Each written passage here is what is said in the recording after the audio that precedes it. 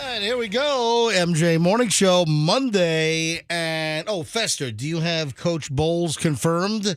Yes. What time is Coach Bowles, the Tampa Bay Buccaneers coach, going to stop by live in studio? 7:55, 8 o'clock. All right, Coach Bowles, Yeah. man. I was the first person he called on his way home from the game. Really? Yeah. All right. Once he got into the car, he gave me a call, and he said how he's available tomorrow morning. He's looking forward to it. Man, I'll tell you what, Bucks let the Jets surge. The Jets coming to our house and potentially beating the Bucks would have been a nightmare. Would have been a bleeping nightmare. What are you looking at? For who?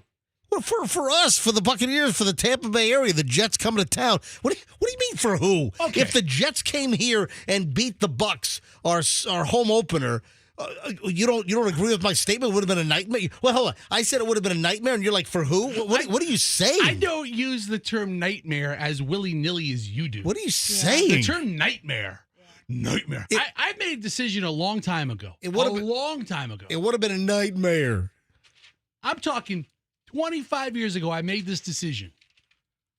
I don't care if the Bucks win or lose in the big picture because it has absolutely no effect on my life. How the hell? Oh, listen, does it really have an effect on my life? It does not. A nightmare. But how the hell? Nightmare on MJ Street. Are you done?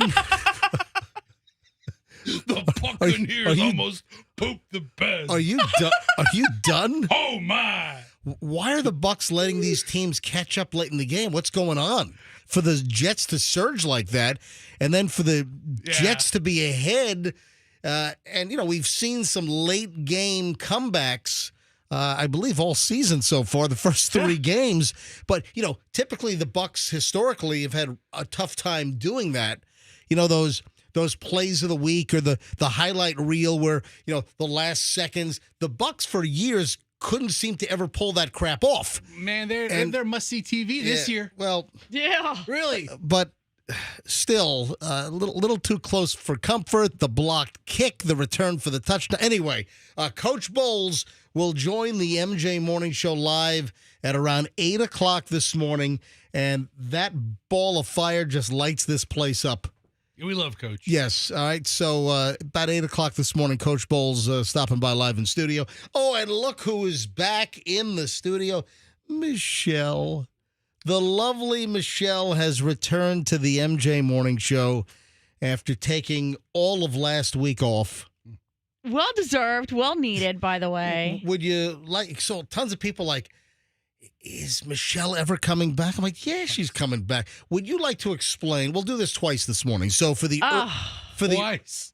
Twice. Well, oh my gosh. Okay. For the early crowd that's listening right now, as we launch this brand new week for the early crowd, and then we'll do it later in the show for the kind of the mid-show listener crowd. All right. So why did you take last week off?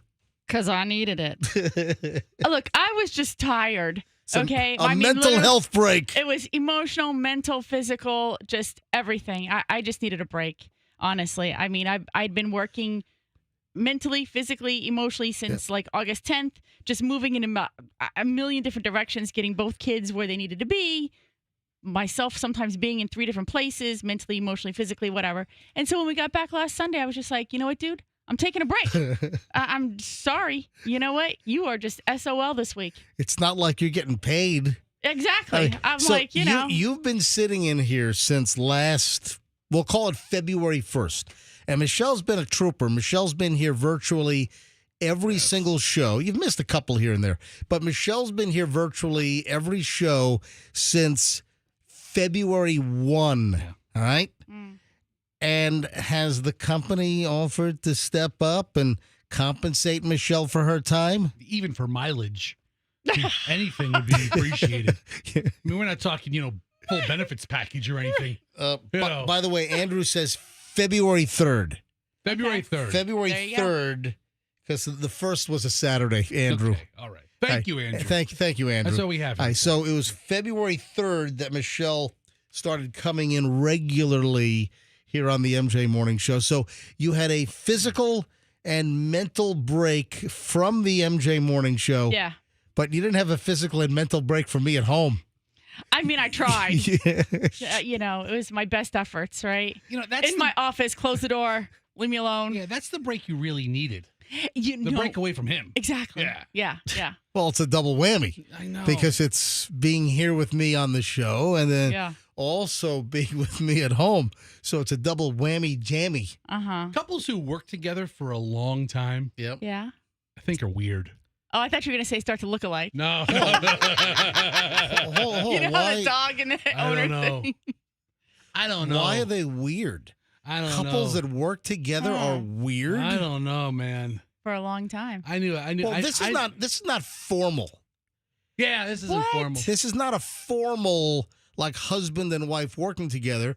When we had the female void on the show, Michelle just kind of came in to help out, and then Michelle just fit in so well in studio. But listen, it's not a shocker. Tell you what. I've been calling Michelle on this program since 1994. So, and sometimes I call Michelle 3, 4, 5 times a morning. So We know. it's sort Yeah. of like Michelle is a regular cast member anyway. It's just instead of being on the phone. And by the way, people like alert, awake Michelle versus ring, ring, ring, ring. No. Yeah. Hello. Yeah. No, not me. sleeping Michelle at home. People like that you're awake, alive, in studio versus, the wake up call. I mean, truth be told, I'm not really a morning person.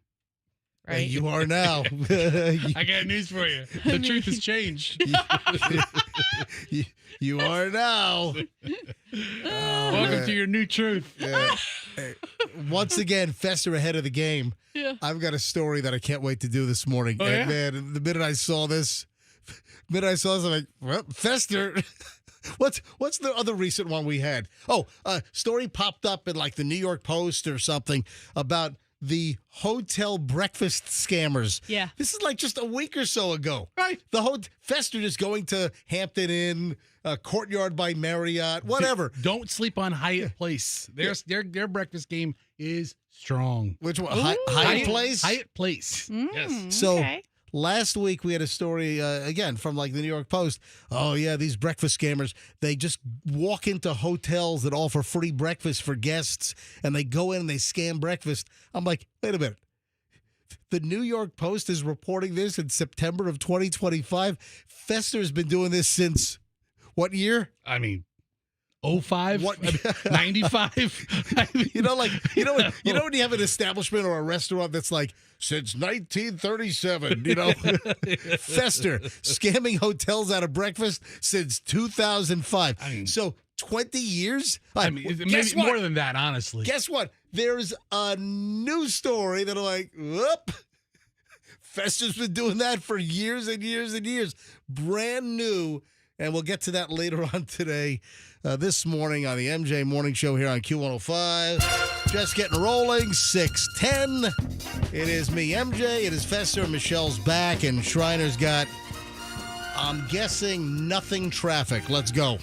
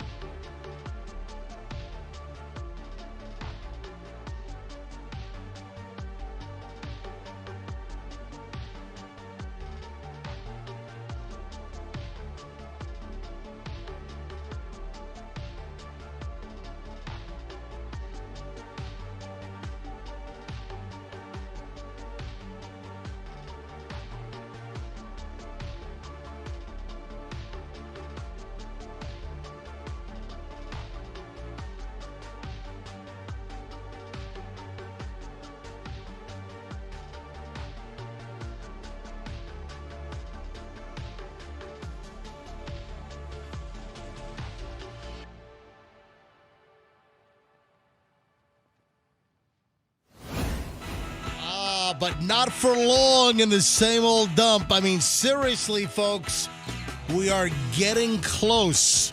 Now, one of the reasons why we are not in the new studio is because one of our engineers, Chris, was on vacation all last week.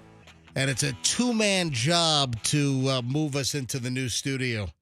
That's the reason? Well, listen, there are some parts that we have to take with us because they were too cheap to buy, like some new computer servers.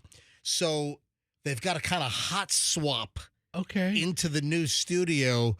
So that's part of the issue. And Max, or HBO Max as I call him, HBO Max can't do it himself.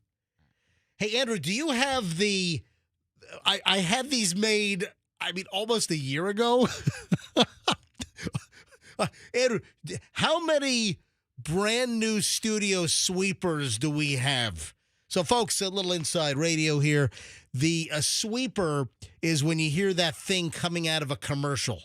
Like, now back to the MJ Morning Show. Or in that case, it was like, broadcasting from the brand new MJ Morning Show studios. Same old dump. We call that a sweeper in the business, right? Or bumper, sweeper, whatever. And then I hit the bumper music, which is, a little, music bed that floats my boat.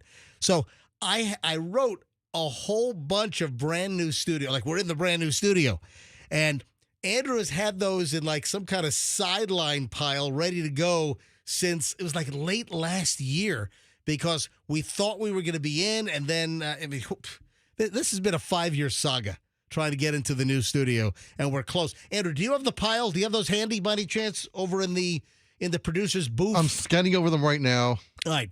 So Andrew has some of our, and we'll be able to use these shortly. I got to see, almost a year later, I got to see if these still hold up. Yeah, they might need updating. I've got to see if I really want to use these. Yeah. Because, sometimes I'll do something that seemed like a great idea at the time. Yeah. And then like, I'll go back and I'm like, you know what? That's not good. That sucks.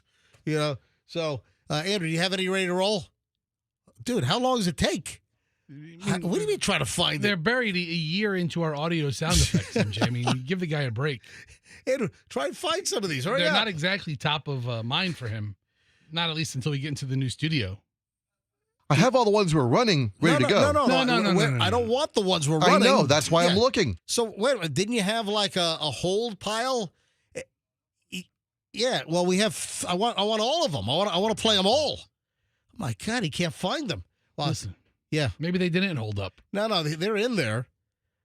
Andrew, Maybe. Well, we're moving on up to the east side. Like George and Wheezy, the MJ Morning Show is moving on up to our luxurious new studio, like a deluxe apartment in the sky. This is 104.7 FM, Q105.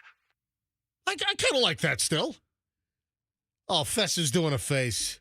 I love the Jeffersons. I think the Jeffersons moving Wheezy! on. I think the voiceover guy's too wordy. What do you? I wrote that. I think you're. He I just- think you're too wordy. He just read what I wrote. Yeah. Wait, you thought that was too wordy? I think we could have edited a third of the words out. What's wrong with what? Like, oh, really?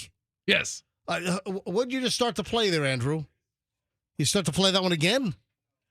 What? You have another one? No, I'm still looking, but I went to play something and it was still potted up. Okay. All right. So All right. yeah, that first one we probably could have eliminated half. We don't. This, Luxurious new Hold on. studio, like an apartment in the sky. yeah, dude, that's the comedy there, because that's what. Hey, Andrew, do you have the Wheezy one ready to go again? Can you play that one again? Let's hear the Jeffersons one again. Do you have that, or has that been lost again forever? I mean, we should do the Jeffersons singing and then him doing the donut fill, and then Oh, let jeez. the theme song say like a deluxe apartment in the sky. Andrew, you can't play the Jeffersons again now? Oh God. Well, we're moving on up to the east side. Like George and Wheezy, the MJ Morning Show is moving on up to our luxurious new studio, like a deluxe apartment in the sky. This is 104.7 FM, What? Q105. What is wrong with that? All right, so you edit the guy. No, he listen. goes like George and Wheezy. MJ is moving on up, and then you come back with the theme song, deluxe apartment in the sky. Yeah, and you cut out. I tell you what, He doesn't need to call it a luxury studio. Why don't you use your brilliant editing skills? listen. You've never done anything technical I'm around here for observations, Okay, dude. observa- I'm yeah. like an outside observer. You're an observer. Yeah. Yeah. I'm like Yeah. I'm like the UN when they bring them You into have a war hard. zones. You have a hard hat on. Yeah, a blue with hard a, hat. with a little name tag that just Yeah. says observer on it. I am a pointer outer. Hey, what's the fine for texting while driving in Florida? What is it? Is it like Well, how about don't look is up it- in these. Look it up. they just? What is the fine? What fun is that? What is the fine for texting while driving in Florida? So that law went into effect, what, a couple of years ago? It sounds right. Yeah, texting while driving. And then do we have a new law? Did the hands-free, we've been through this a million times. I'm all confused. Are you able to hold the phone and talk, or did that go into effect, or that didn't go into effect? Because I thought maybe we talked about that, and I thought maybe I don't think it made it past like one house. It or- might not have gotten out of committee, or it didn't pass both houses in Florida. Anyway, texting while driving is illegal in Florida. According to AI, it's not that bad. In Florida, the fine for a first-time texting while driving offense is a $30 base fine plus court costs A second offense within 5 years increases the base fine to $60. Also adds 3 points to your license. Texting in a school or work zone can also result in additional points. This is according to Google AI. So texting while driving in Florida is a violation. The reason why I'm bringing this up, stuff I just didn't know. A Philadelphia Eagles boss for security, and this is very timely because you know who comes to town next week, right? The Philadelphia Eagles. Yeah, the Eagles are in town. That Bucks could be 3-1. Who knows? Who knows? But so what happened to the security guy? at this point, I think my money might be on the Eagles next week. Which, look, I'd love to see the Bucks go 4-0, but that could be a tough one with the Eagles. So the Eagles security honcho has been fined by the NFL $75,000 in a texting violation against the New York Jets, who were in town yesterday, and we almost let that one slip away to the suck-butt Jets. What did he text to the team? I'm about to give you the details if you just put your clothes back You're on. mixing actual football commentary in with a story. I'm trying to follow this whole thing. Right. What did the guy from the Eagles do? I'm a storyteller. I'm weaving a tale. You are wordy. Okay. It's like I said a couple minutes ago. You're wordy. Dom DeSandro, who is the Eagles chief of security, was whacked with a $75,000 fine for texting from the Philadelphia bench area during a preseason game on August 22nd. What the heck? Texting near the bench? So the Eagles, they obviously appealed this violation to the NFL.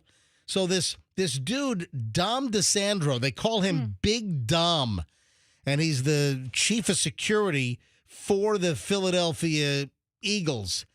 And I guess you can't use a phone, you can't text within a certain area. I had no idea this freaking rule existed. So he's also a senior advisor, so chief of security, but a senior advisor to the general manager of the Philadelphia Eagles. And they're saying he had only 1 foot in the bench area, but still that resulted in a $75,000 fine.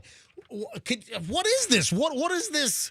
What is this texting or using a cell phone within a certain area? This is nuts.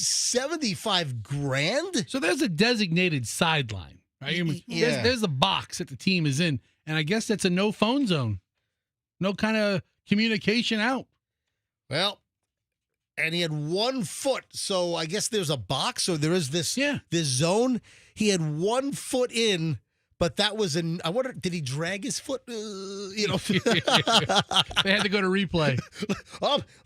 Was the foot dragged? Oh, the catch was in. So they got him for a $75,000 texting in an unapproved zone. Man, I didn't even know this thing. I saw this over the weekend. I'm like, what the? I didn't know this was a thing. Doesn't make the first-time Florida offense of $30 for texting while driving plus court costs seem too bad, does it? Now, he should have saved that text for next week at Raymond James Stadium. We don't really care about it that So, much. do you think he's on the hook personally, or do the Eagles pick up? Listen, I'm sure the guy does pretty well. I'm sure he makes a good buck as head of security for the Philadelphia Eagles, but, $75,000, that would be, a bite out of, most people's salary. He's not making, football player money. He's not making, Jalen Hurts money. Yeah, absolutely He's not. Saquon Barkley money. So, I'm sure it's a big percentage of his income. I got to believe the Eagles are going to pay that. I can't believe he's got to pay the $75,000 out of his own freaking pocket. Well, this is the second time he was fined. Oh, look at Michelle, the researcher Whoa. over here. It's in the article. He's habitual? Yeah, he was fined $100,000 before. Not in my article. Tell me about your article. I guess he filmed something on the sideline, as Fester's saying you're not supposed to do that, and then he got into an altercation on the sideline with involving a linebacker. Okay. And he was fined $100,000 for that. Does it say whether he personally paid the fines or the Eagles did? It does not. See, that's a big part of the story. I want to know if he shelled out the money himself. Like, who writes the check to the NFL? Did it come from the Philadelphia Eagles on, an Eagles check? Or did he write like, honey, where's the PNC Bank checkbook? Yeah, right. What's a big bank up in Philadelphia? PNC is the biggest, yeah. I think PNC. Yeah. Yeah. So, honey, got to write a $75,000 check to the NFL. Oh, we owe $68 to the gas company too. He needs to call Lincoln Financial himself to get some help to pull out $75K. Oh man! All right. So Eagles in town this coming weekend, and will the Bucs go? Some of the 3-0 wins were a little bit shaky. Like yesterday, the Jets had a shot to really embarrass the Bucs. They're close games. Yeah. All of them are even the sucky players are professionals. Right. 6:31 at the MJ Morning Show. When we get back, oh, baby, a great pile of morons in the news. Next on the MJ Morning Show here on Q105, 104.7 FM. Air conditioning. We love it when it works. Oh, my God. We're cursing our heads off when it doesn't work. If your AC breaks, I'm going to help you relieve the stress as quickly as possible. And that means calling Plan B Air Conditioning. 813-PLAN-B AC. If you need an air conditioning company you can trust, take my recommendation, me, MJ, and call Plan B AC. Kenny is the owner over there at Plan B. He's put together an amazing team of technicians. They're honest. They're integrity-filled.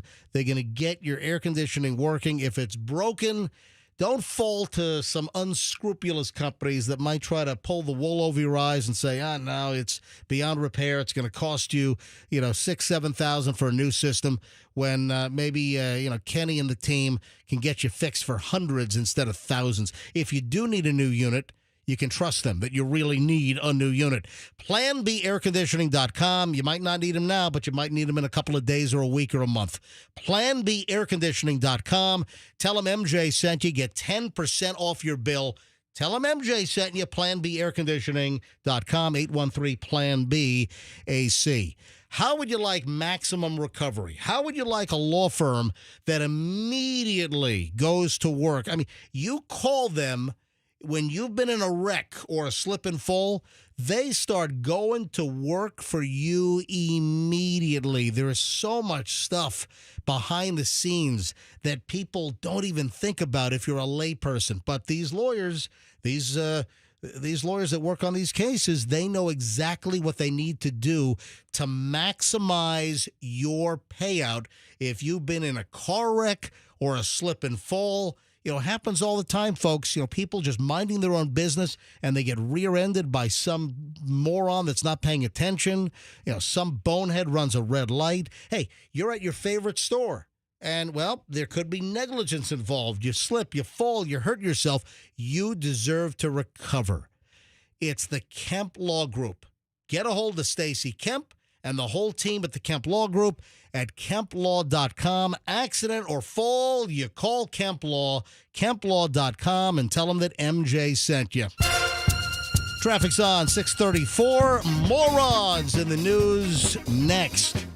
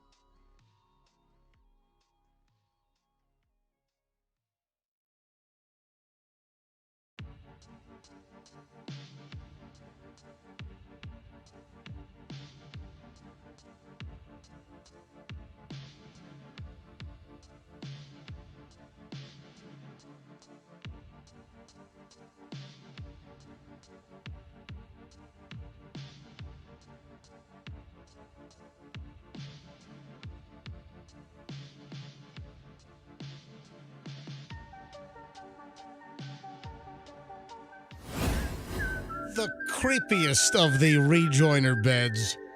640 MJ Morning Show. The early morons of the news are on, and thank you to the Villages News. Always love the content coming out of the Villages News. One of my favorite publications online in the entire country, and they don't disappoint today.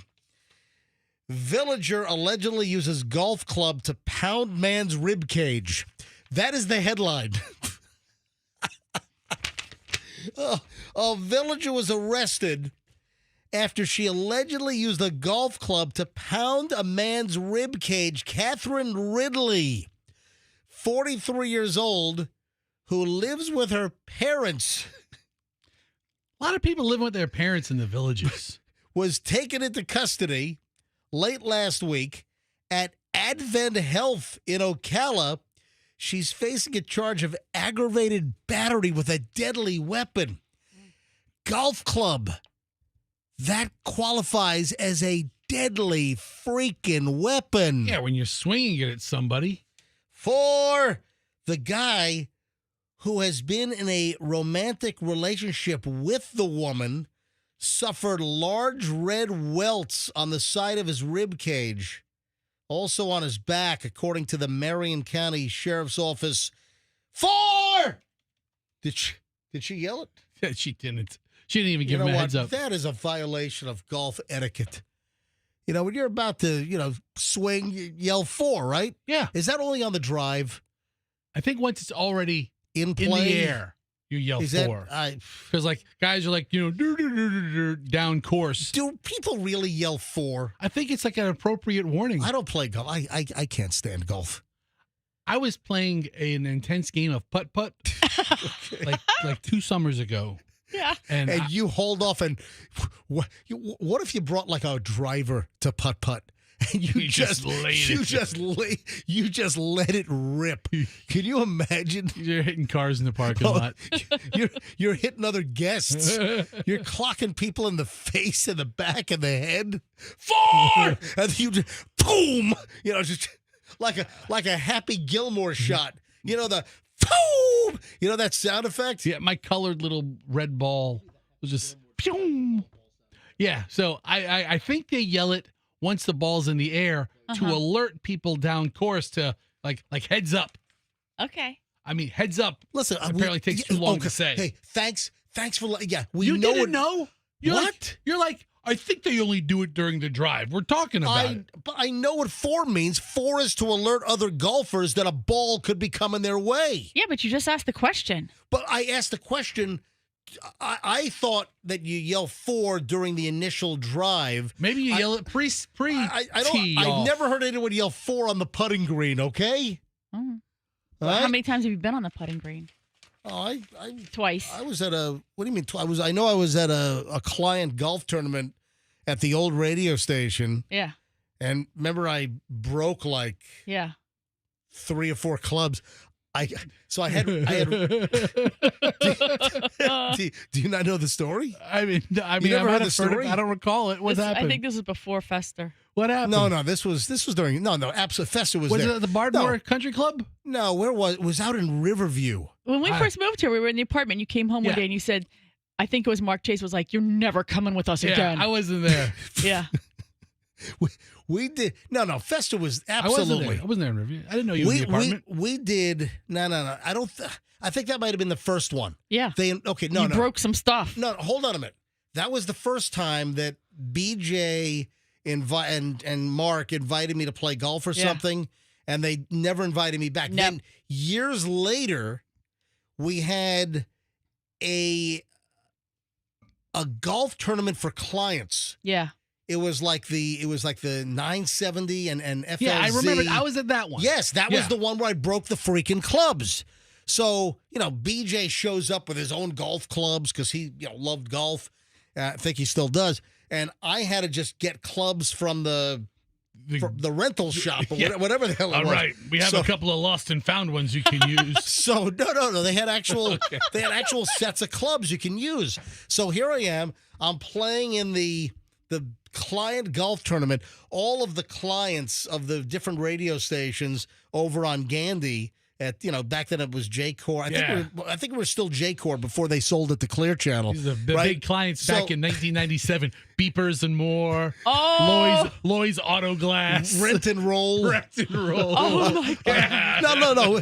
Listen, clients. we had tons of clients. This is a big deal. Absolutely. So it was some country club, some golf course out in Riverview that we had our client golf tournament. And I kept telling him, I really shouldn't play. I'm not good at golf. I really don't like golf. I'm really bad at golf.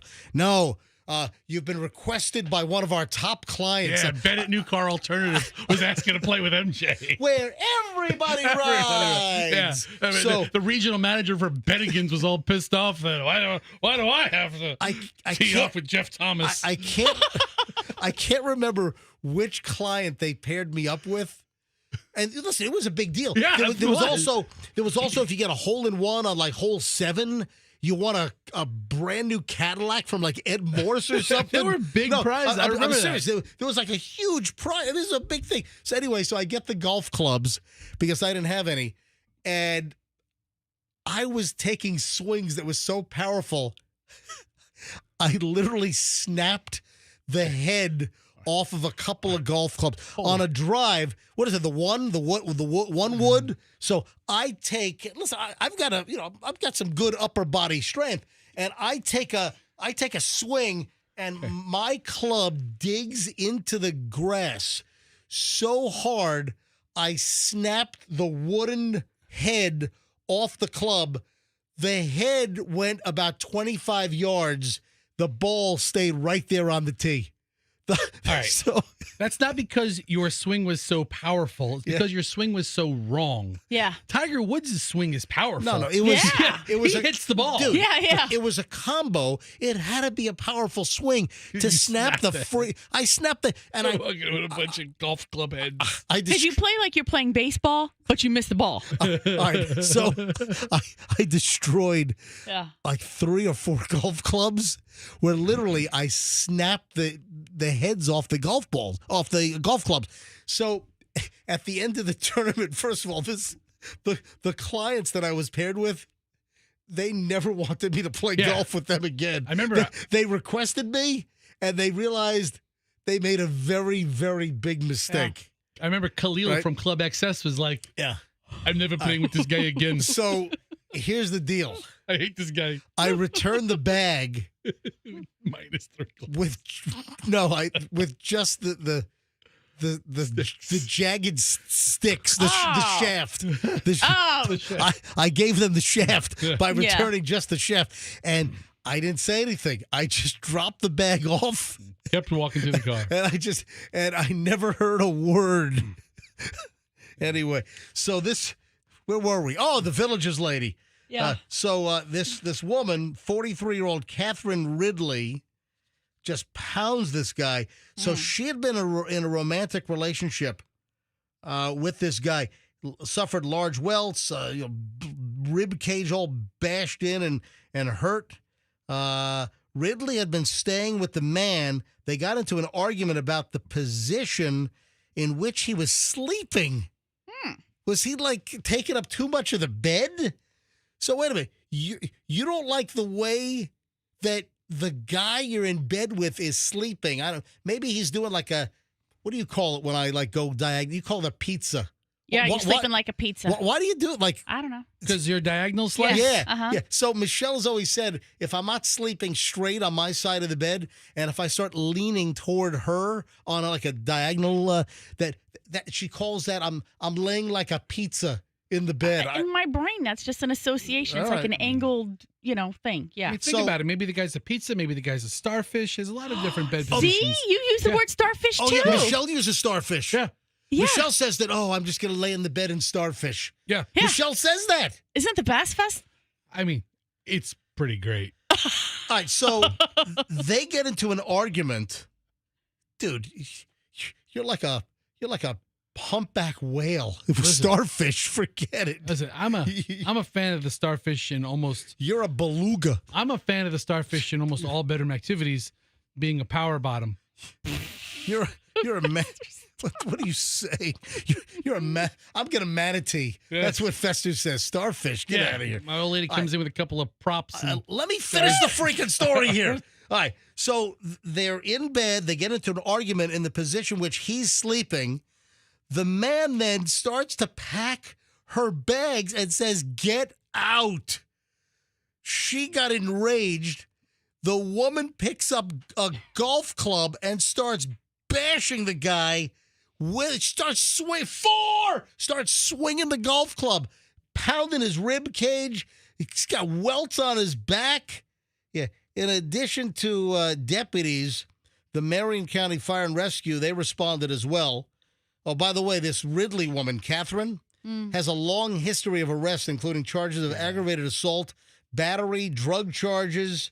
yeah. She sounds like a treat. She looks like Hulk Hogan as well. I mean, he had beautiful hair. I mean, a woman that looks like Hulk, I'm not that mad at. Oh, my God. All right. Guy wants to explain 4 to me. Okay. Hang on. Joe. Joe, welcome to the MJ Morning Show. You want to explain 4? Yes, good morning. Good morning. Well, I wanted to explain 4 and then just save you from festering in the pot of ignorance regarding golf. Nice. But anyway. Festering in the pot of ignorance. Okay, go ahead. Yeah. Generally, 4 is used most of the time on the tee when you hit the ball awry and you're trying to protect people in the crowd from getting hit in the head. So that's the traditional way of telling them, the ball might be coming towards them and they kind of cover their head. But it doesn't have to be on the tee. If you're on, let's say, a longer hole like a par 5 and you have a long shot coming into the green and you hit it way off to the right or the left, you would also at that point do it for the same purpose, to warn people in the crowd a ball might be coming at them, because you can get seriously maimed by a golf ball in the head. Oh, yeah. Listen, my Uncle Charlie had a friend that died. So this was in Florida. I was a little kid, and I just remember the story. I remember my parents. This scarred. Maybe that's why I hate golf.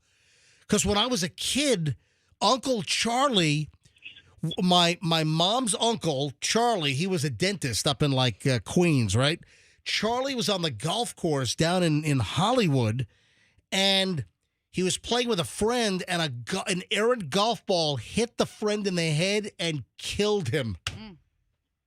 Yeah, it happens. Back in the early 70s. Wow. Yeah. So is it if you're about to, listen to me, Joe, if you take a golf club and you whack a guy that you're sleeping with in the rib cage and back, is that also an appropriate time to yell 4? You might want to, just to warn them that the pain's coming. I mean, but generally it's getting hit by the ball. Right. Generally, it's not for the club, but it could apply. Then you yell, if you hit him in the crotch, you yell 2. 2. 2. Hey, I should have yelled 2. Hey. All right, buddy. Have a nice day. Thanks, man. All right, 6:53 at the MJ Morning Show here on a Monday. Did you see the did you see the high school football player that's the size of a Jeep that jumped on top of this little 15-year-old football player and crushed him? This is what are you laughing at? It's terrible. The kid's hurt. What's the matter with you? Listen, you should think about that before you sign your kid up for football. All right, I've got school fools coming up. Also, if you're a teacher, especially a teacher for young kids preschool, I'm going to tell you what not to do. All right? So hold on. I got a couple of really important items next on the MJ Morning Show here on Q105, 104.7 FM. At 6:54, how would you like to get your carpets cleaned professionally with the correct process? So you're saying to yourself, well, what's the correct process? Well, there are different ways to clean carpet. Oh, yes, there are different ways to clean carpet. See, most of the carpet cleaning companies, they use these nasty smelling soaps, chemicals, shampoos that suds things up. And do you think they get all of that out? They don't. Other carpet cleaning companies leave a residue, and that's why Zero Res came along and they invented the process. Zero Res, the name of the company, ZEROREZ, stands for zero residue. Zero residue is what they leave. They don't leave anything because they use ZR water. It's an electrolyzed water process.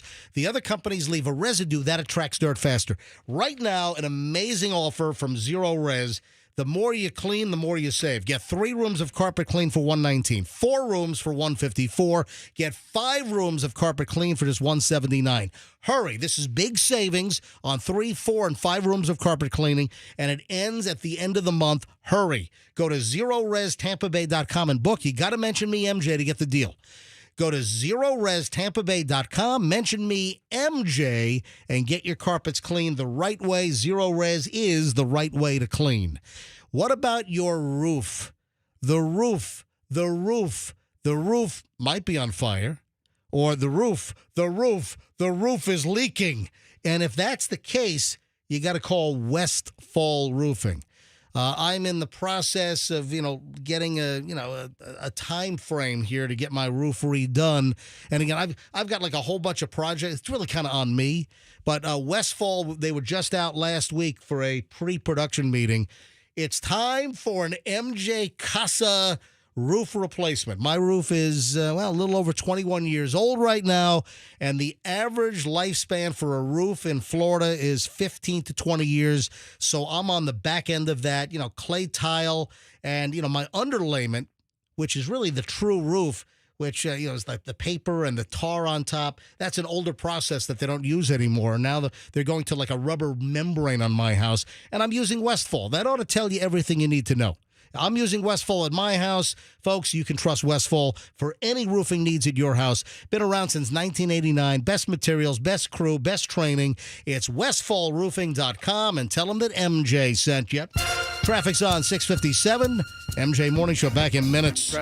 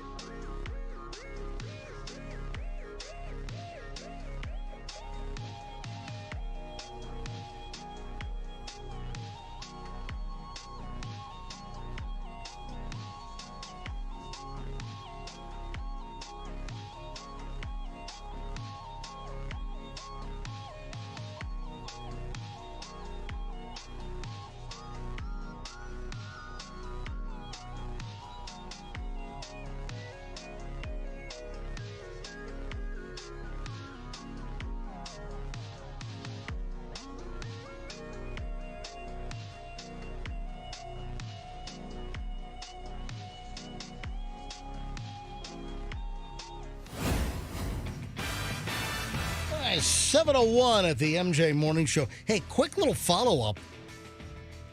That Google AI fester on texting while driving might have been way the hell off. I thought it was like $164 Yeah, or something. so you know what? Is this another example where Google AI led us astray?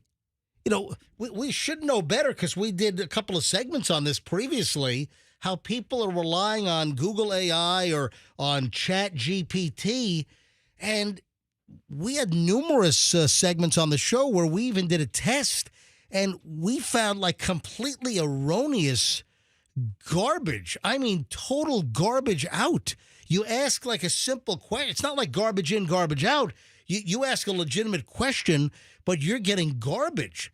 And people, and I know we talked about this, people getting into trouble relying on ChatGPT. Remember, there was a lawyer that like did a whole brief, Michelle. I think we talked about this. A lawyer did a whole brief and submitted it, and it was like it was spit out by some AI. I think it was ChatGPT, and it was like completely erroneous. It was just wrong, and the judge flipped out. The judge was like, "What is this slop?" And then I think the lawyer got sanctioned. Lawyer got in big trouble for submitting some AI generated. Listen, we've talked about it's AI slop. Yeah, okay. This slop that's coming out of Can AI. we get slop now? Well, hold on, Fester. We had the texting story last hour. If you were not listening, about 6:20ish or so, I brought up an item about texting, and I prefaced it with, you know, we all know that if you text and drive now in Florida, that you can be fined. And I said, hey, Fester, look up the fines for texting while driving in Florida. And Fester comes, AI spits out $30 for the first offense plus court costs. But I had a buddy of mine in law enforcement text me, and it seems like the numbers are way higher. On a citation for texting while driving, my law enforcement buddy here in the Tampa Bay area wrote on a citation, the fine will say $113. Florida statute 316.305 3A. Yep. School zone is $163. Yeah. And I guess a work zone as well, $163. So why the hell is Google AI giving us $30? So I went to the Google AI, right? All right. That's my search engine. That sucks. And then I went to ChatGPT, right? and it doubled down on it. What the hell? Yeah. Offense $30 on ChatGPT. Second offense within 5 years, $60. That's insane. Why is the discrepancy here? Is it? Was this like one of the laws that were enacted like in the middle of the summer? I don't know. So the texting deal that already goes back a couple of years, right? Okay. Yeah, it doesn't make any. Again, AI slop.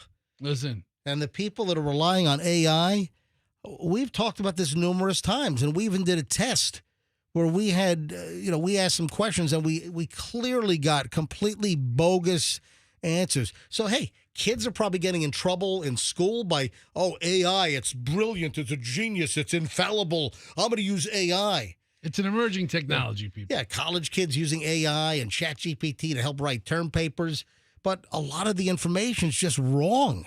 It's not reliable. Hey, did you find the video of the kid, the football player? Yes. My! Michelle? Did you watch the video? Yeah. Holy!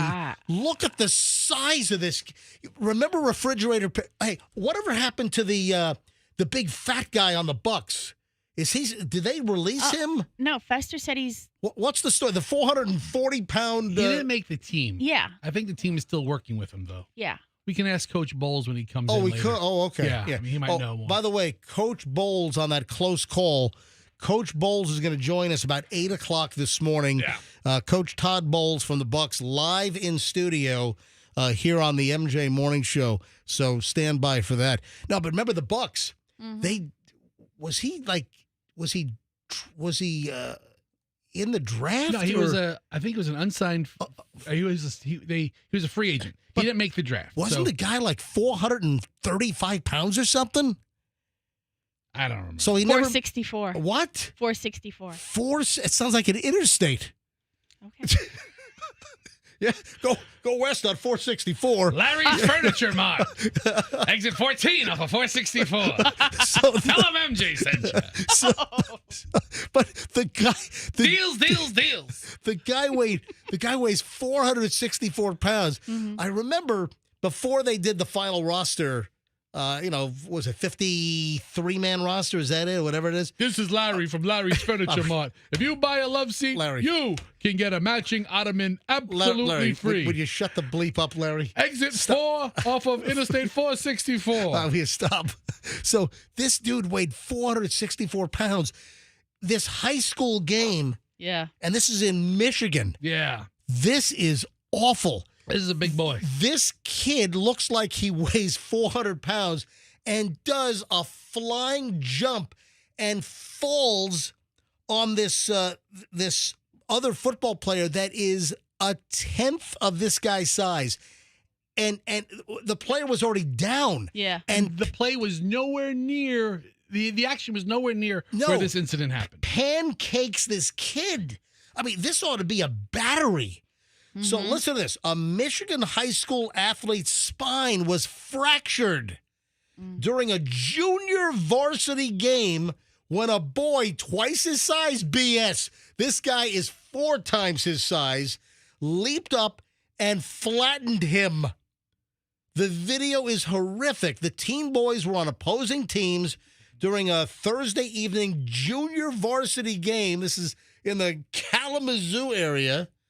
The play had just finished when the larger one crossed like a total line and just goes through the air and leaps on the guy. I mean, do you see this? And the play is nowhere near where this other player was down. And this player, who's the size of a Volkswagen. I mean, this. I mean, I think he was already on top of him once, and then he gets up and then he does like a pancake move, like a wrestling move. You know what? That's what it was. It looked like it was some kind of like he was jumping off the turnbuckle. Yeah.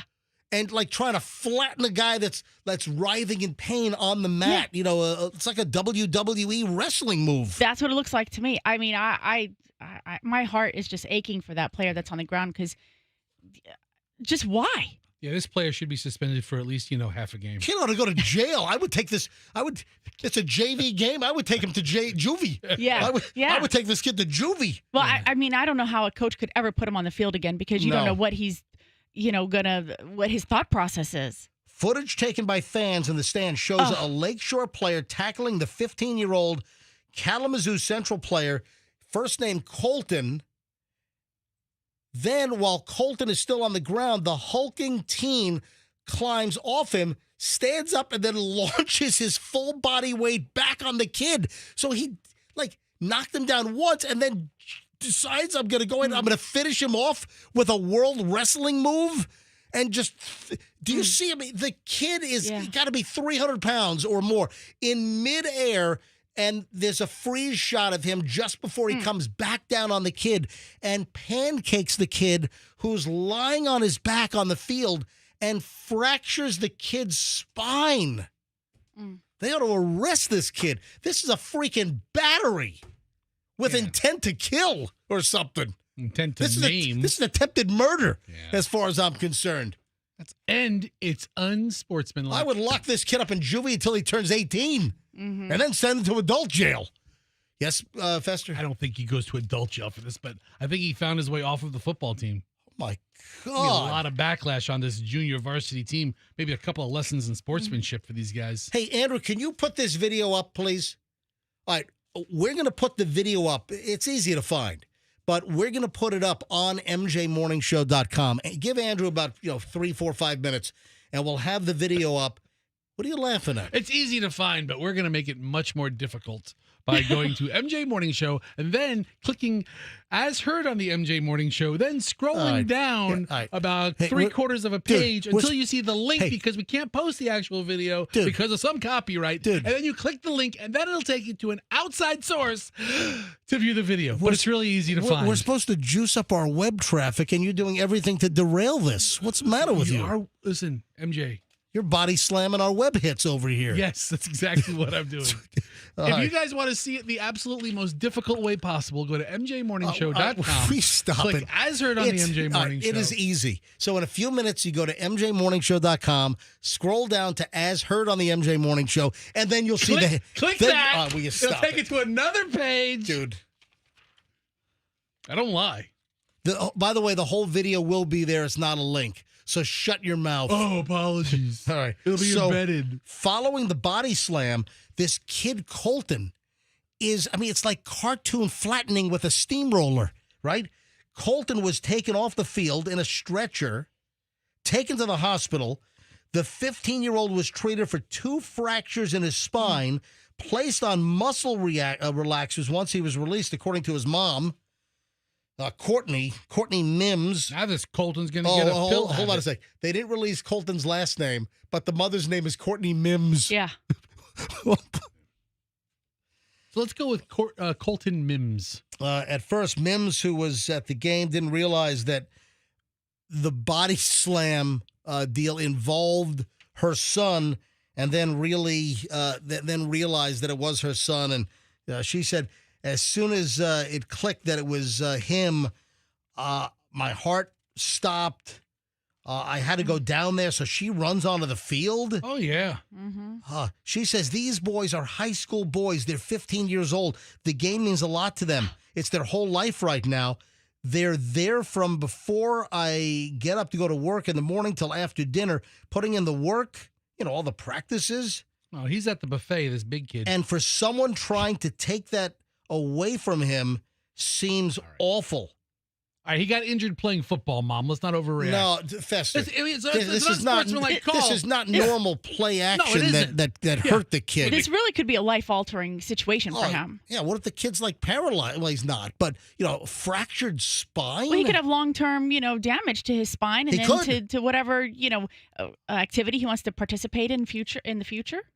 All because some fatty boombalatti. Yeah. I mean, that's an assault. This is a battery. Well, you gotta ask yourself, like, what other teams now are going to want to play them if they continue to play this player? I mean, it is horrific. Yeah, this guy found himself off the team. I mean, the fat kid knocked him down and then gets back up and decides to go midair and drop his entire body weight back on the kid again.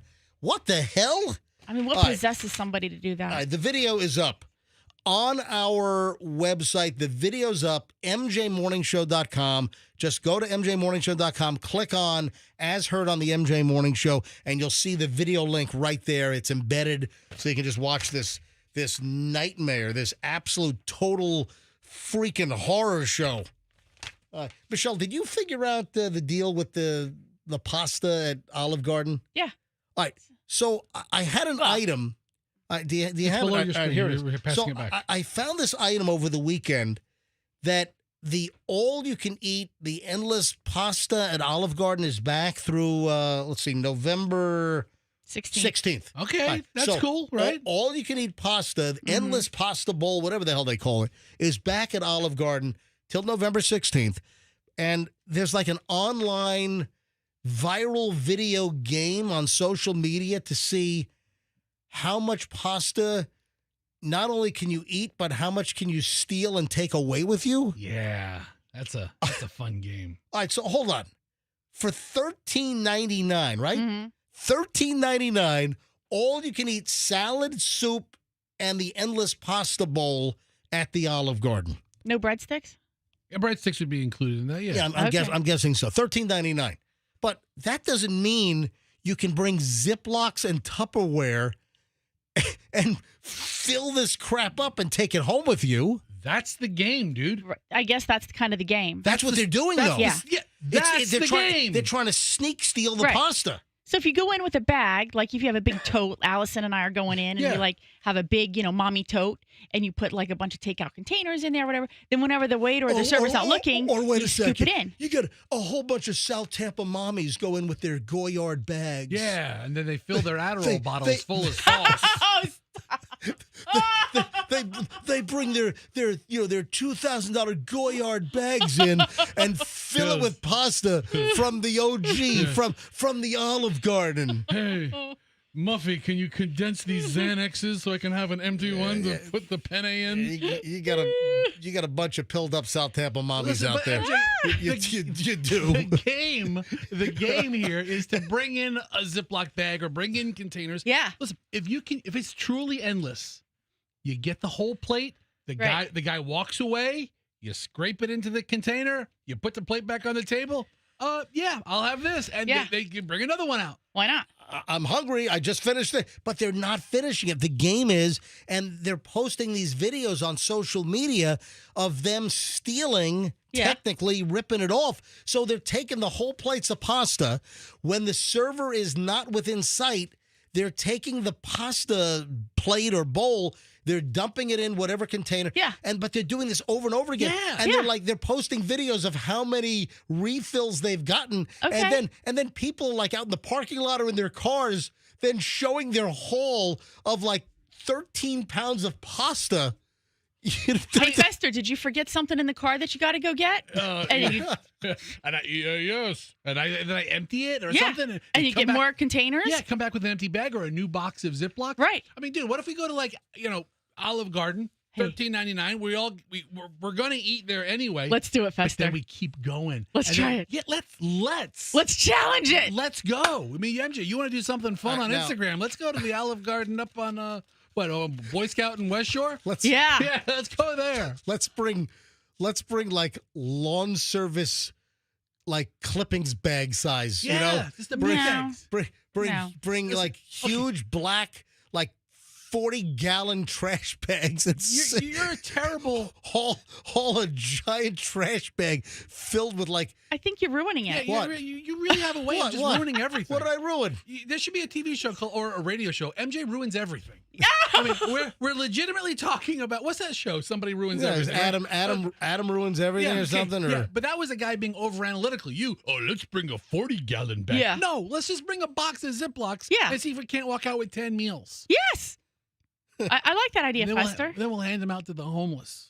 yeah, Adam. Also a good idea. I'm There sorry. you go. I'm sorry, unhoused. I'm sorry. Yes. Sorry. Yeah, Fester. Adam Ruins Everything was a 2015 documentary series, 3 seasons. Okay, yeah, but Yeah. listen, MJ ruins everything is the resurrection of it. Yes. It's So- maybe a different concept. Hold on, Michelle, are you talking about altering our plan? What plan? Michelle, our plan has been that we go to Olive Garden now for Valentine's Day. Okay, well, now that I'm presented with another opportunity, Well, another time to go and get my fettuccine Alfredo. Fester's in on the gimmick. All you can eat fettuccine Alfredo. Yes. I mean, you're walking out like 6 bags of this. Right. You're fettuccine'd up for like 2 weeks. Right. Do you really want to do this, guys? I mean, we should try it. Why wouldn't we go?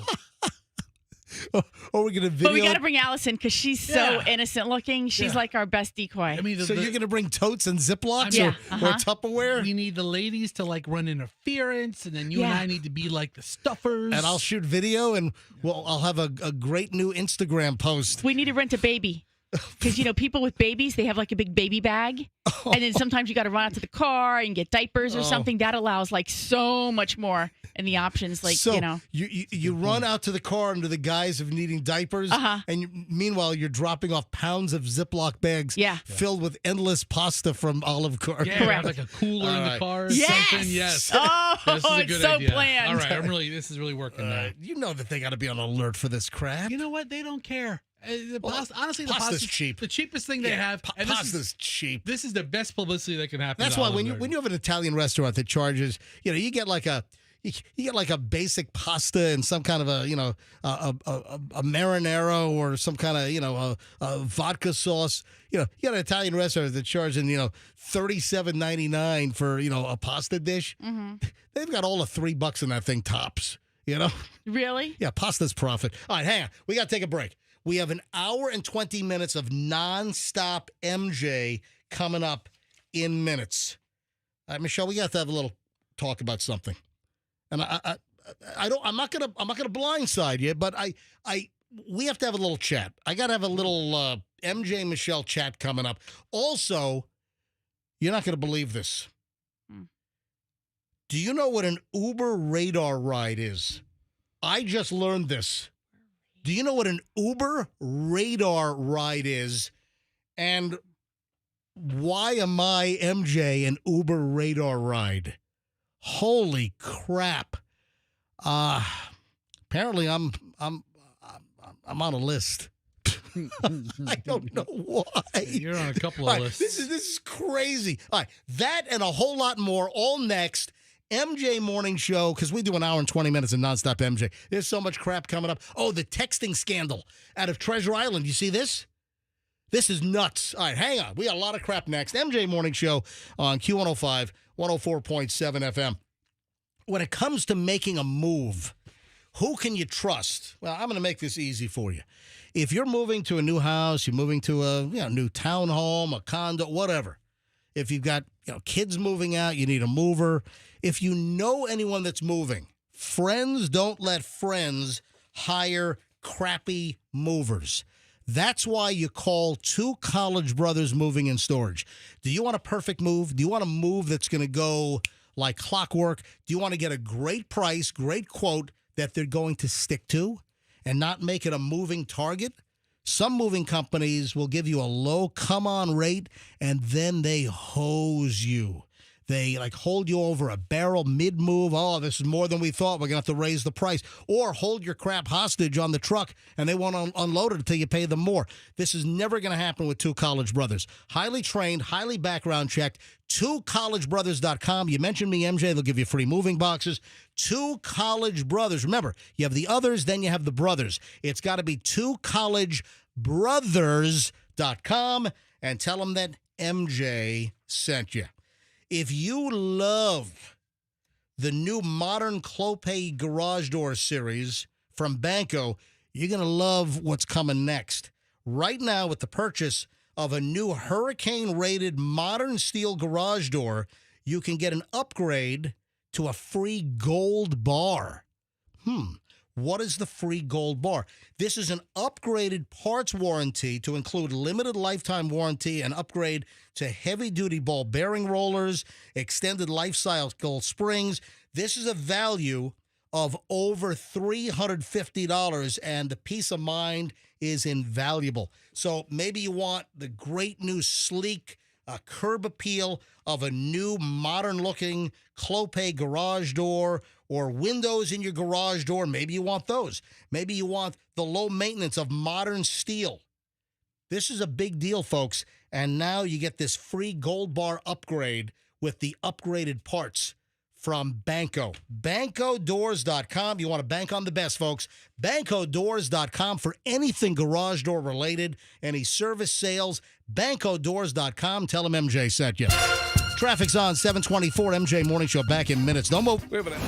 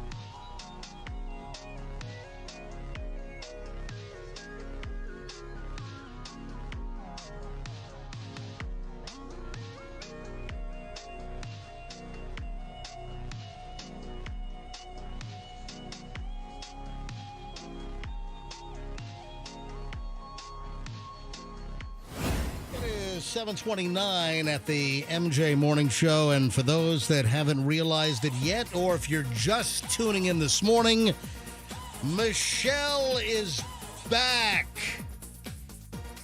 Michelle took, a week off for a physical and mental health break.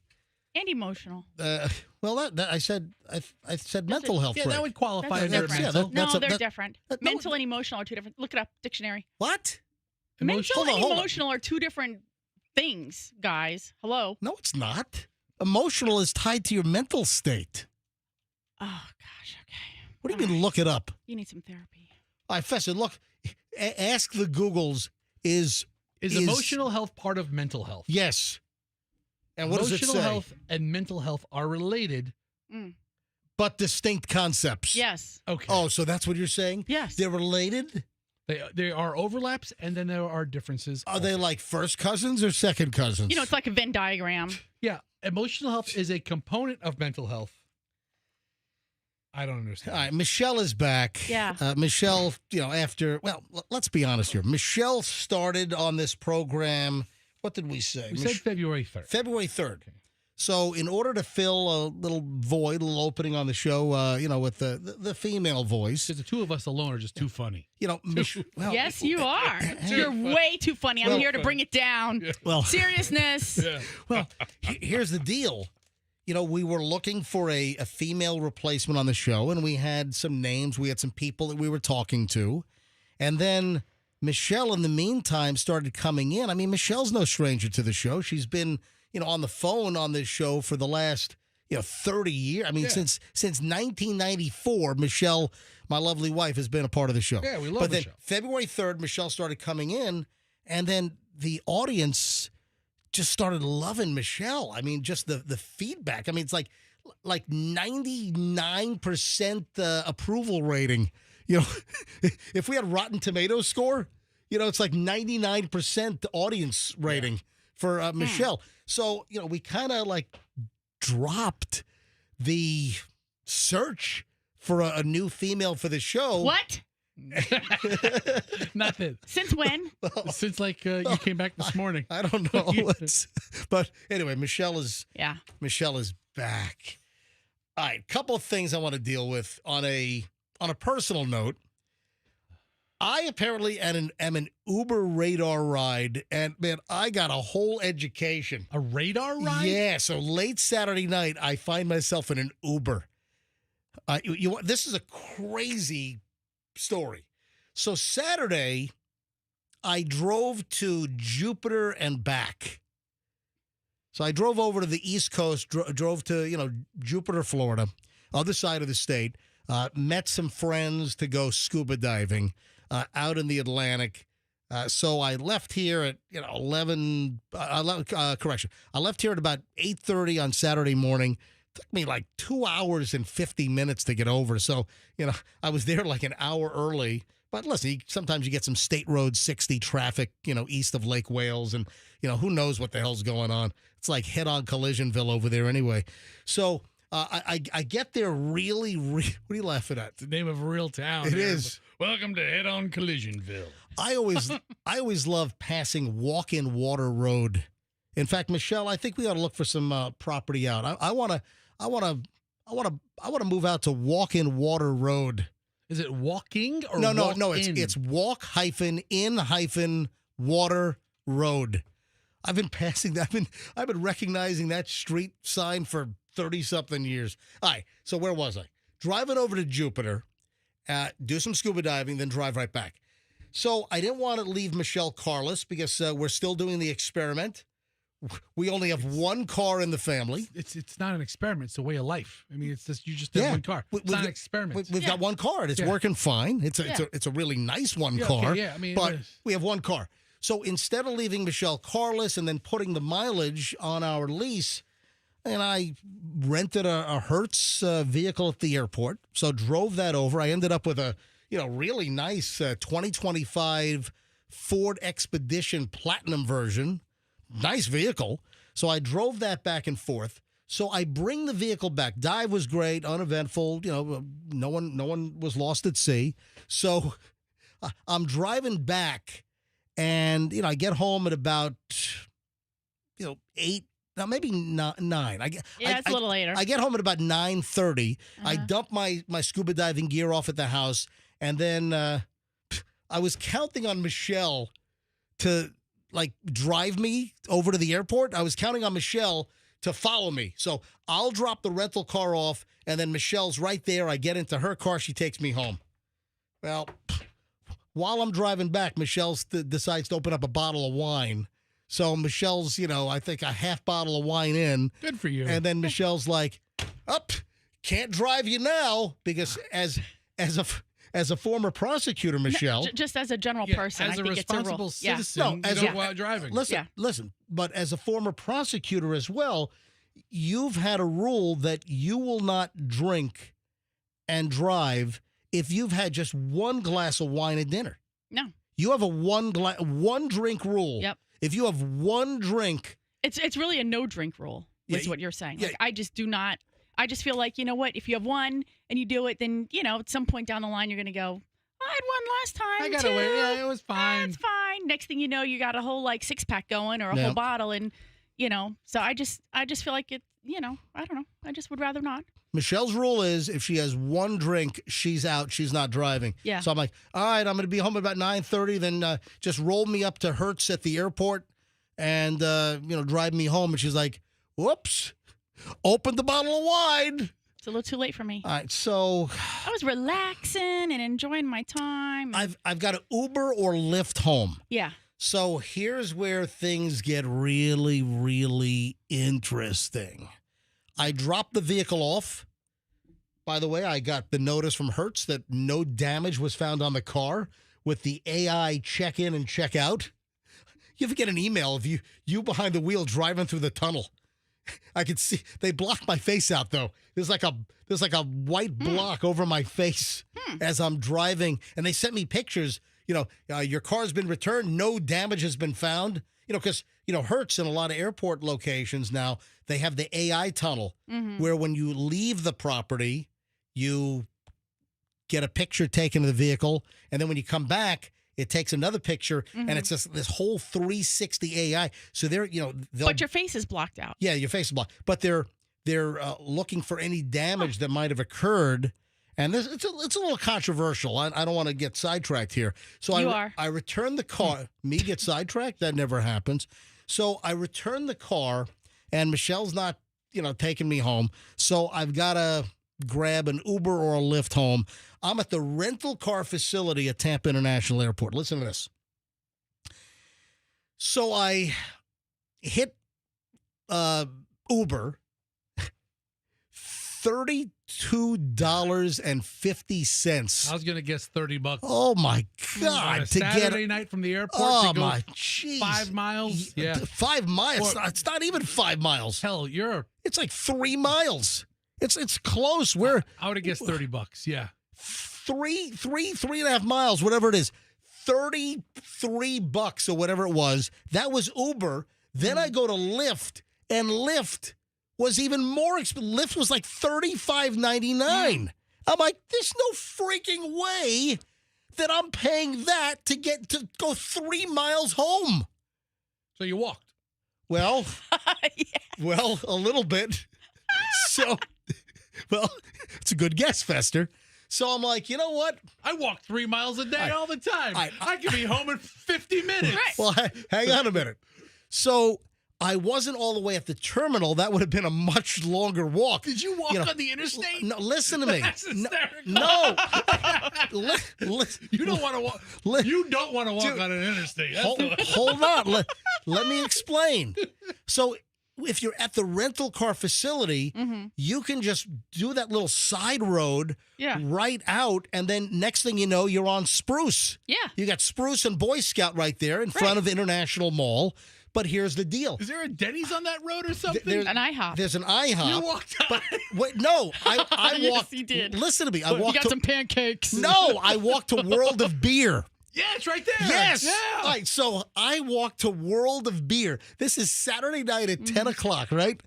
And I'm like, I'm not paying 35 freaking bucks to go home from the parking garage. This is ridiculous. So from World of Beer. Yeah. So I go to the app, and and this, folks, this is an unbelievable snapshot of how prices can vary. So for me to walk off of airport property, I mean, it was a 7-minute walk. It was nothing. I walked from the parking garage where all the rental cars are. I walked just right down the road there. I crossed Spruce, and I walked right over into, it's like the Avion Plaza or something. There are hotels over there. Yep. And then there's a World of Beer. Do you know the difference? I checked the app. Yeah. If my pickup location was at the airport, was $35. If I went to World of Beer, $10.99. Yeah. I know you're resourceful. I mean, Wow. And in fact, I missed. It was even down to like $8.92 or something. It was even cheaper at one point, but then with the demand pricing, it went up to $10.99. So I lock in the price. So Lyft was a little more than the Uber. A lot of times Lyft is cheaper. But this time, Uber had it as far as pricing went. So I do a 7-minute walk. I walk over to World of Beer. I order up the Uber, and this is where things get interesting. The driver picks me up, and it's a woman driver. She picks me up, and the minute I get into the car, she's like, "Oh, you're not a drunk kid. You seem all right." Huh. I'm like, hold on, what do you mean? I mean, usually you go Right. to World of Beer, you're expecting somebody who's had, Right. half a dozen beers and they're ready for a ride home. She said, "Oh, how long you been at World of Beer?" I said, "About a minute." She's like, "What do you mean?" I said, "Yeah." I said, "I just walked from the airport rental car parking garage over here because I'm saving $25 on my ride home." Now, from World of Beer, which is just in Beach Park. World of Beer, you can see the rental car return building. It's not a far walk. I said it's like a 7-minute walk. It was very fast to save $25. So she picks me up and she says, "Oh, you're not bad. You seem like a nice guy." I'm like, "What are you talking about?" Whoa. Then she says, "You came up as a radar ride." I'm like, "What?"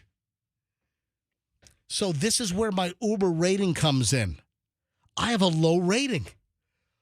We've talked about this in the past. Yeah. This has come up numerous times over the years.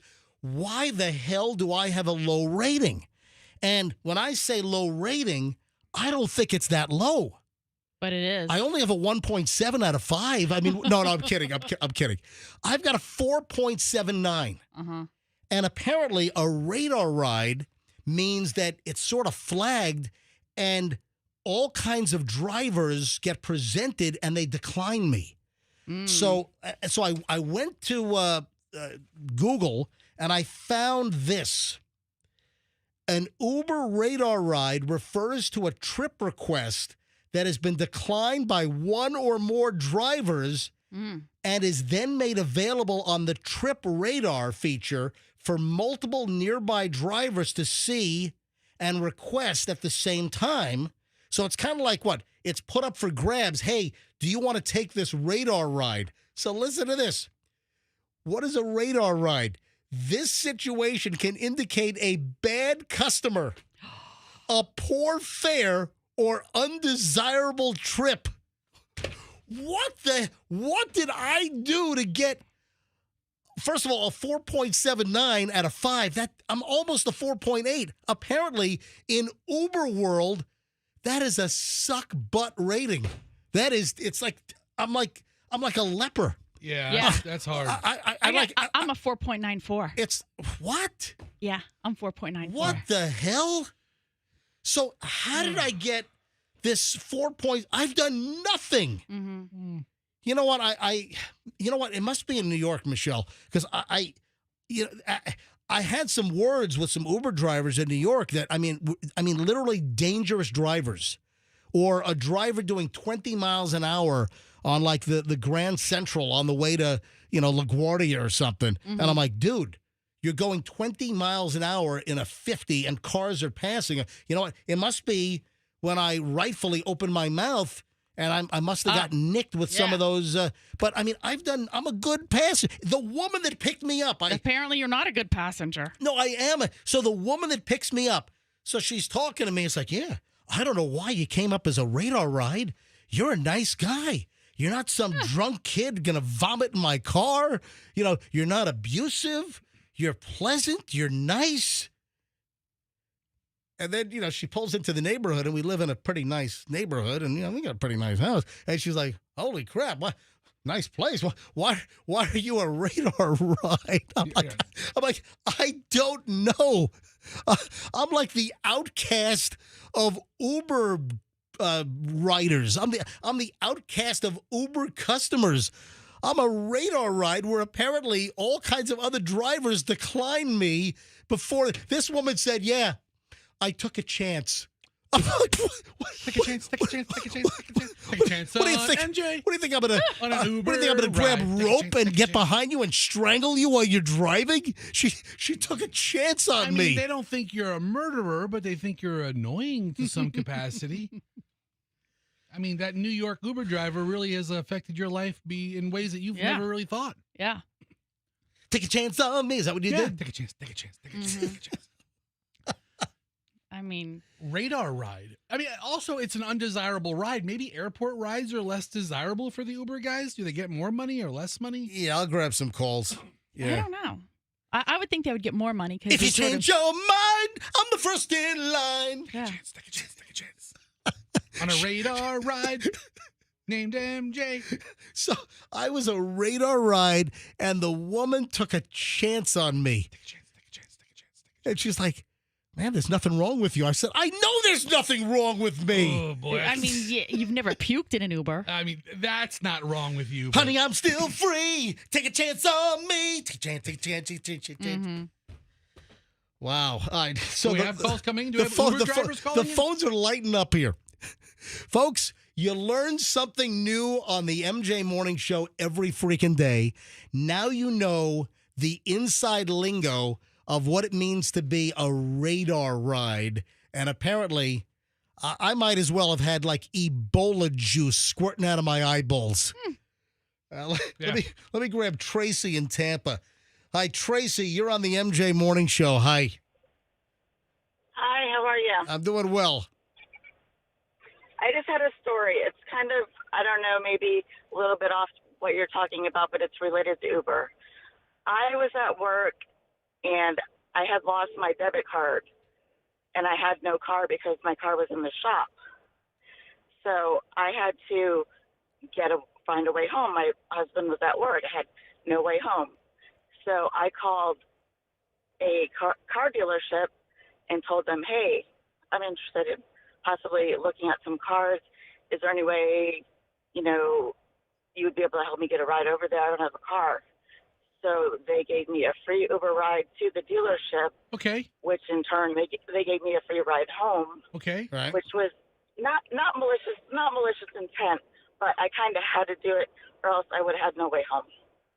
You know what? So, When you said, when you first got on the line, that this call has nothing to do with what we're talking about, Tracy, you were You're spot on. absolutely right. You're 100% right. okay. No, we're kidding.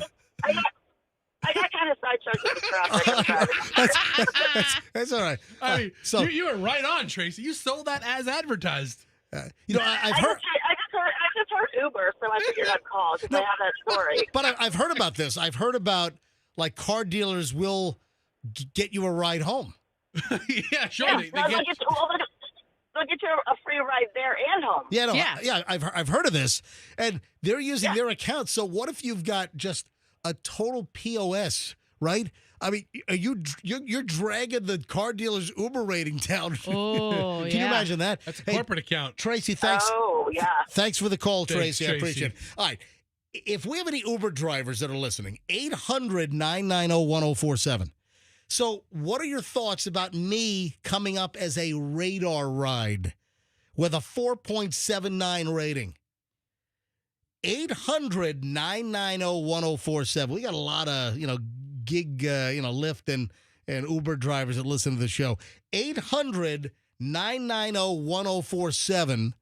If you would like to phone in, if you're an Uber or Lyft driver, and a lot of them do both. They'll bounce back and forth between Uber and Lyft.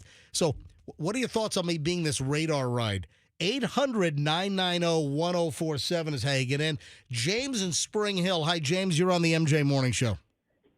Morning, MJ. Hey, why don't you thank Chloe and your son for this? Because I'm sure they've used your account over the years and not been as pleasant as you are. No. The kid, no. James, that is a very good supposition, but that is not right. The kids have their own accounts. They're completely not tied to me or Michelle.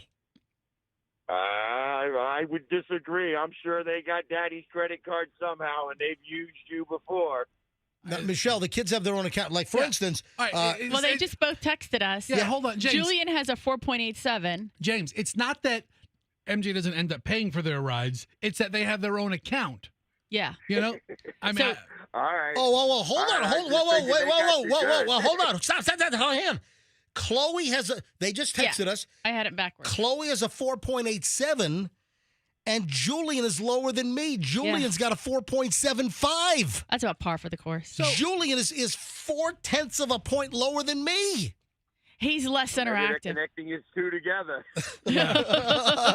Like father, like son. Yeah, birds of a feather, right? The acorn doesn't like- fall far from the tree. Like James? father, like son. The apple definitely didn't fall far from the tree. So, Thanks, listen, James. MJ, but listen, All right, it's be not safe. that you're a terrible Uber rider and that you're being blacklisted. It's rides that have been passed on by other drivers. I mean, it's Saturday night at 9:30. That's their time. I mean, if they could find a more desirable ride instead of a guy looking to go maybe 3 miles, Right. and I'm looking to go 20 miles, and I can they get me for $100. Hang on a minute. Rory says he works downstairs in our building. Oh, I think he works in the law office. Rory, downstairs in our building, Talk to him. says he's been banned from Uber. Pick him up. Rory, MJ Morning Show, you're up. Hi. Good morning, MJ. I work in expert marketing, not the law. Oh, you were a guy. You work in the marketing company downstairs. Okay, go ahead. Yeah, well, they're gone now, right? Either way, I got banned from Uber a couple years ago. Not a radar ride, because I'm catching a ride, say, in front of Ferg's, right? Just going down to 16th Street. I'm looking for lunch, and the girl will not stop looking at her telephone. She's holding it up right in front of her face in bumper-to-bumper traffic. I said, set the phone down, sister, right? Just I gently reached forward and put her arm with the phone in it down on the armrest. You touched the driver to force her phone down? Well, gently, right? It's not like I slammed it. Dude, you touched the driver. That's going to get you banned from Uber if you touch the driver and put her hand down with the Well, I was phone. a taxi driver for a lot of years before I started flying airplanes, MJ, right? That's the way it goes. Oh, man. So, also, I picked up at Fergus and took it to your neighborhood in Tampa for $55. The lady's waving me down. Uber wanted to charge her, did charge her $125 for that same trip. Wow. All right, so are you still banned from Uber? Is it like a lifetime ban? I guess so. I just use Lyft in the meantime. In fact, I'm going to start driving for him shortly. Listen, thanks, Rory. Have a great day. All right, Charles is in Tampa. Charles is an Uber driver. Charles, you're on the MJ Morning Show. MJ, yes, I'm a diamond driver, which is the top-level driver with over 11,000 trips in the Tampa Bay area, and I have a 5.0 rating. But MJ, it had nothing to do with you or your rating. Matter of fact, the driver doesn't even see that. It's on a Saturday night, right? No one wants a short drive, especially if they're in the Uber waiting lot at the airport, which is, behind the Outback. Yeah, but Charles, the driver told me that they saw my low rating. So the driver did see my rating according to her. But the driver also said several other drivers passed. They can't see it. There's not enough time to see it before they accept the ride. The only reason She told me she took a chance on me because I had a low rating. She mentioned that specifically. And she also said that she saw that all kinds of other drivers passed on me.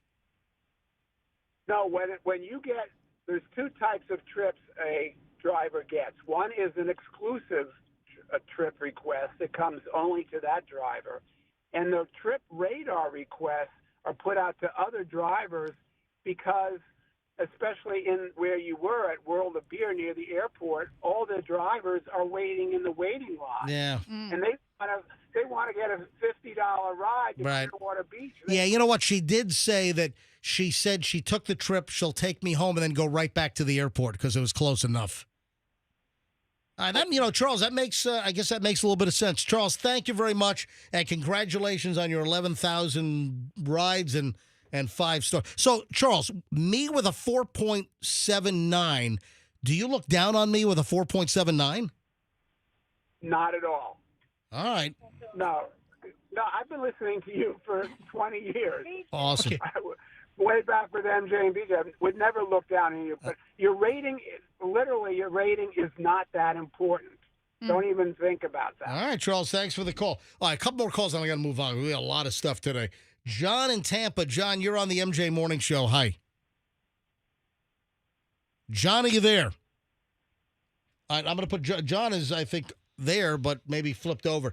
Let me grab Tony in Clearwater. Tony, you're on the MJ Morning Show. Hi. Hi, how are you? Hi. I just want to let you know I have a Lyft rating of 5.0 and an Uber rating of 4.97. But what I've done is I managed to get in, I talk to people, I get their stories, and I'm actually writing the first book ever on the stories of the rideshare drivers. It's coming out next week on Amazon Press. Hold on. I've met some incredible people. Hold on. You're writing a book on rideshare? I wrote on the stories of my rideshare drivers from all over the world. Holy crap. Phenomenal people I have met. Yeah, I'm sure you did. What's the name of the book? It's called Ride Share Detours, Stories Behind the Wheel. Wow, and this comes out on Amazon next week? Yes, and I'm going to send you a copy because you're covering this topic. Well, that is awesome. Tony and the rideshare book, Tony, Toni, will look for this. Yes. And, send me a copy of the book. I'll mention the book when we get it in the studio, all right? But you're going to find there's stories of Ybor City, there's stories of Borneo, there's stories of Nashville, incredible stories. I spend time asking them questions, getting their story. I've been invited to my drivers' homes to have Mediterranean food. I have made almost friends with people of my drivers. Oh, wow. All right, hey, I'll send it to you. That sounds interesting. Thank you, Tony. Thank you very much. Have a great one. All right. So, again, I'm getting a little different story here, but, how about the fact that I walked 7 minutes from the rental car parking facility and saved $25? That's a pretty big deal. Yeah, I know. Yeah. I mean, I can't think of somebody whose time is worth so little that it made sense for you. I mean, when I think of somebody who works for almost nothing, I think of you.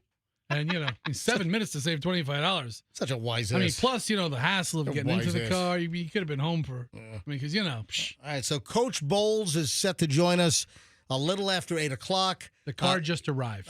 Coach Todd Bowles, Tampa Bay Buccaneers, with his Monday morning appearance here on the MJ Morning Show. We'll have him on the way here in just a moment. Do you know what we missed? I'm so aggravated. What did we miss? Michelle, you know what we missed, right? No. So why are you acting all huffed up over there like you know exactly what I'm about to talk about? She's Mocking you. Yeah, she's mocking you. She's making fun of you. What did we miss that's so terrible that you missed it for the first 2 hours of the show? No. It's not something that we missed on this show. It's something we missed in a larger scope. We talked about this at the house, and I wanted to get this done before Chloe went to law school. So when Chloe was working for the last year, she stopped July 1st. So Chloe worked like July 1 of 24 to like July 1 of 25. Chloe worked for like a whole year at the Hillsborough County State Attorney's Office as an assistant in the felony division. Learned a lot, loved the office, loved working for Susie Lopez, who the Hillsborough County State Attorney, and the team over there. The learning experience was invaluable for her. But guess what? During that time period, Chloe became a Florida notary public. So Chloe's a Florida notary. Which does her no good in wherever she lives. Well, hold now. on. No, just I'm just asking. All right. So, as a notary, you can marry people. Oh. So we talked about this, that before Chloe went to law school, that we would do a bit on the show, Married by Chloe. And we were going to solicit to get listeners that wanted to get married to come in, and that Chloe could legally, as a notary public, marry you here in the state of Florida. So we wanted to do a bit, Married by Chloe, and we got all jammed up and, getting Chloe, situated, going up, for, going on trips, apartment hunting, the actual move itself. And we forgot about it. And I was going through my notes of all my scrawled ideas. Yeah. And I saw yesterday while we were watching football, I saw Married by Chloe. I'm like, son of a, we missed it. It's all right. I thought it would have been great to have, a man and a woman say, oh, my God, yeah, we want to get married. Come into the studio and get married by Chloe, she would have been 23. Yeah. A 23-year-old notary public, married by Chloe on the MJ Morning Show, and we dropped the freaking ball. It's all right. I think I'm kicking myself. I think we'll be just fine. I mean, it would have been fun. You know what? For who? Honestly. Kicking myself. I mean, it would have been quirky, but I don't know that it would have been fun. I think it would have been great. Married by Chloe. No. Hey, we'll let that one go. Are you following this bizarre Treasure Island commissioner text story? Dude! Do you know about this? What the hell's going on in Treasure Island? All right. I just assume that everyone knows the little cities and towns around here. Yeah, living in the Tampa Bay area since 1994. So, 31 years. I know all the little, nooks and crannies and all the, Kansas City, Massac Town, all the little, the English muffin that is the Tampa Bay area. All the nooks and crannies. All the little... No, but listen, you've got Madeira Beach. Yeah, all the little towns. You got Treasure Island. So listen, over in Pinellas County on the Gulf, you've got Treasure Island. Treasure Island. I think most people have heard of it and know it, but there are going to be listeners here that south of Madeira Beach, north of St. Pete. Yeah. So where's Treasure Island? Well, it's right over there. Yeah. All right. So this is bizarre. A Treasure Island city commissioner has now apologized for sending these bizarre text messages to a resident, a constituent, a voter. Yes, last week. All right. So this first came to light at a Treasure Island City Commission meeting last week. It was last Tuesday. Resident Greg Matthew said the city of Treasure Island needs a code of conduct. I'm like, huh? What? Huh? So Matthew in District 3 said on September 11th at 4:00 in the morning, he got texts from his commissioner, Arthur Czizon. Is that how you say his name? CZYSZCZON. Holy frig. I need to buy 10 vowels here. All right, commissioners. I need to buy more vowels than are available in the English language. All right. So this commissioner, what? Was asking about his wife? So he sends a text to this guy. So this dude gets a text from this Treasure Island City Commissioner, 4:00 in the morning on September 11th, and the text says, "What is Kim wearing?" That's his wife. Other than rent? What? So this guy Matthew is reading these texts last week at the Tuesday City Commissioner meeting. He's at the podium during the open forum, and he's reading these text messages. What is your wife wearing? What is Kim wearing? So Matthew is telling the story, and then this commissioner, this Arthur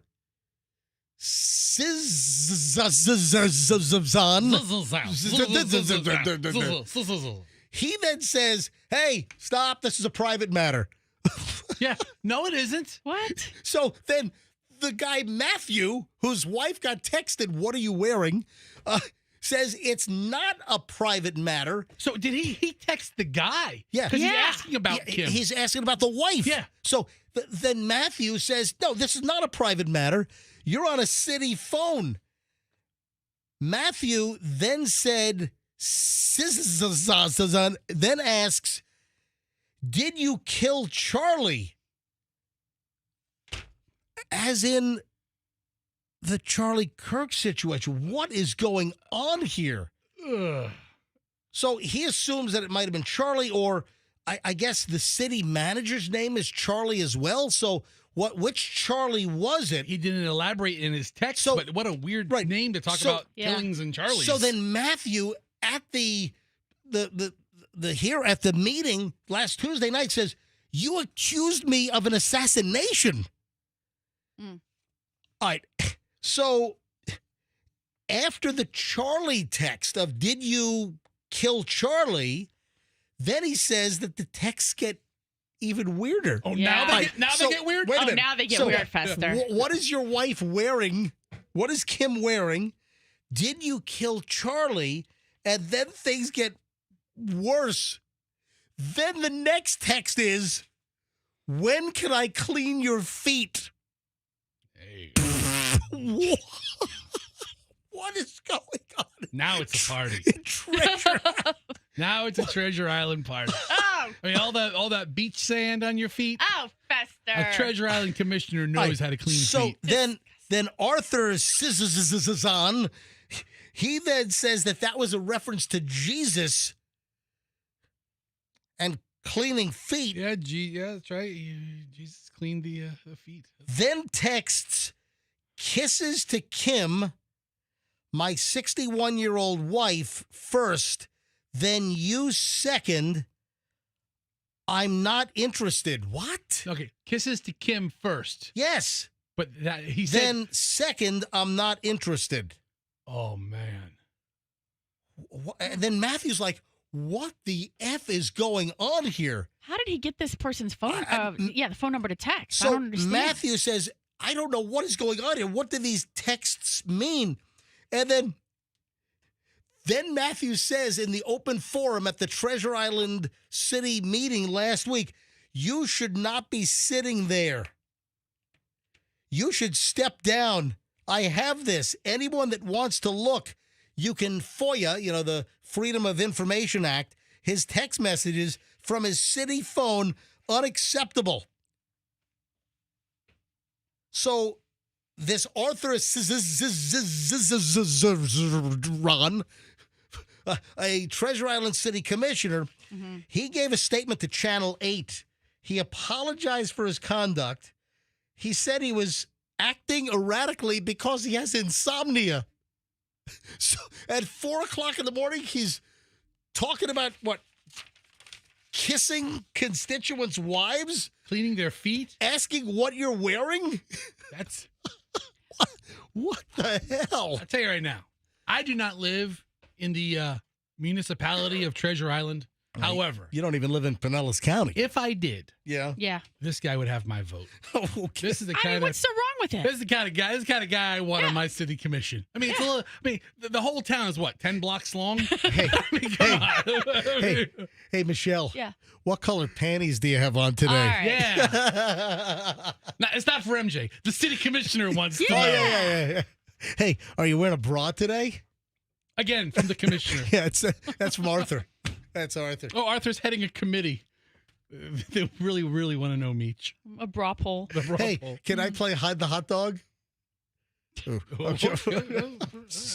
Okay. I mean, but I don't understand this. They must have had some kind of relationship. He had this individual's phone number to text. And what is the guy's complaint? Is his complaint that he's getting hit on by the city commissioner, that the wife is getting hit on by the city commissioner. The complaint is that a city official on a city phone is sending these texts out to his wife about what are you wearing. But there must have been something going on between them. Yeah, I feel like there's some undisclosed you think that there's, facts. So you think there's like the furniture store, missing piece. Yes. Okay. Yes.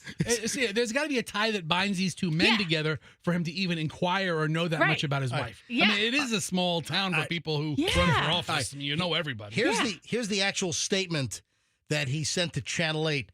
I apologize for the texts. In recollection of the events, I certainly was not thinking clearly from insomnia. My passion is for the city of Treasure Island. My conduct did not reflect the professionalism I want of myself or any of my constituents. I hope to move forward accordingly in the best interests of the city. There will be no further comment. That doesn't cut it there, Commissioner. You know, I mean, does the commissioner need to step down? He's going to text Fester later on. He can. Text her, or text her Fester. So, hey, Fester, can I run my fingers through your back hair? Listen, if you have such a lofty political office as commissioner of Treasure Island. Hey, Fester, I want to see you sit in a beer tub filled with lime jello. No, he's going to inquire about Allison first. Yeah. He'll ask me about what my old lady's wearing. What color muumuu she got on tonight? Oh. Yeah, baby. God, this is just weird. Just strange stuff. What the hell's going on in Treasure Island? I don't know what the hell's going on. The next city commission meeting is like must-see TV. I tell you what. Coach Bowles here. Coach Bowles, come on in. Ladies and gentlemen, it is time for the NFL on the MJ Morning Show. And with his regular in-season Monday morning appearance here on the MJ Morning Show, it is Coach Todd Bowles. And Coach, that was a close one yesterday. I mean, it would have been unbelievable for the Bucs season home opener to lose to the horrendous, horrific, terrible, no good, awful New York Jets, for crying out loud. MJ, you're absolutely right. It was a very close game, but I had a much closer call at the house the night before. It was terrible. What, Coach, what happened to the house? At the house, yeah, we had a small fire because of the lint that collected inside my dryer trap. Oh, the lint, the venting for the venting your dryer and cleaning out your lint trap. Hold on, you had a vent lint fire at your house? It was horrific. Oh, boy. The whole house did not burn down, but it was quite disturbing. My wife was very upset. We have never cleaned out our lint trap. And I tell you, I want to tell everybody the importance of cleaning out your lint trap to not have a fire. Did you know, Michelle? No.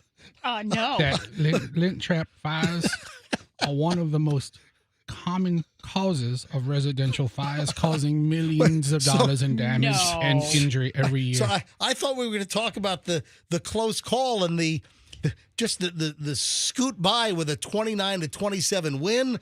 I thought we were going to talk about the fact that the kick was blocked and then returned by the Jets for a touchdown in the final couple of minutes of the game. That young man does run very fast. Yes. And you want to talk about what? The closer call was that I almost had to call Joel Glazer and have to sleep on his couch the night before a big game. Would he have let you? I mean, probably. Slumber party style? I am the head coach of his team. But yeah, the Buccaneers did pull one out. We all were wearing our creamsicle uniforms. For a second there, I thought the curse of the creamsicle was going to come back. Yeah. But we pulled it through. We sure did. In late game fashion. All right. But listen, to all people, Buccaneer fans or not, if you're a Jet fan or a Buccaneer fan, make sure you clean your dryer vent. Clean your dryer lint traps. Did you know that there are companies that all they do is clean dryer lint pipes and traps and vents? So you're not going to produce like a how-to video for us to? I have to focus on the Philadelphia Eagles next yeah. week. That's a big game. But it's recommended you have your lint traps cleaned at least once or twice a year. Why don't you have Mike Evans come out and do a video cleaning your lint trap and your dryer vent at the house? I may. He might be available. I don't know if he's he's still injured. A little gimpy. Right, so he kind of limped off the field. He did. Yes. I know. What? I can't call him. I can't say gimpy. Listen, Is that not an acceptable term? I hope Mike is back for the Philadelphia Eagles next week. Yeah. Sure do we. Yeah. Sure do we. Yeah, well, Right. we have Baker let's eating see. his. Egbuka can't do it all by himself, What's his name? Isn't it Egbuka? The eggster, the egg.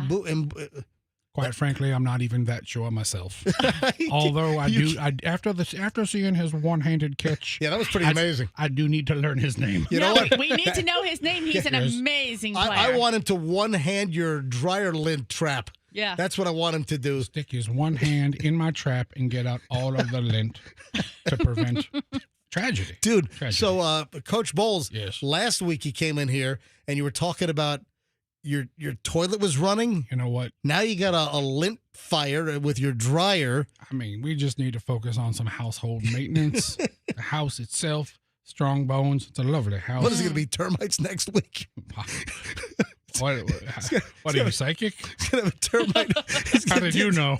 Got a termite swarm going on. Anyway, listen, it almost looked like the Bucs were doomed. It almost looked like, seriously, the last couple, it almost looked like they blew it. They were ahead, and then they let the Jets, pull ahead in the second half. Yeah, I remember at halftime, I got the whole team together. I'm sure you really raised your voice. I yelled at the top of my lungs. Hey, what does that sound like? Fellas, we got to just give these Jets hell, and we can't let them off the hook, and we got to finish what we started. If you can overcome the adversity of a lint fire in your dryer, yes, then the Bucs can pull it out from the Jets. I said, Baker, use me as an example of overcoming adversity. So, as a role model, and he said, inspiration. And he looked at me and said, "What the hell are you talking about, Coach?"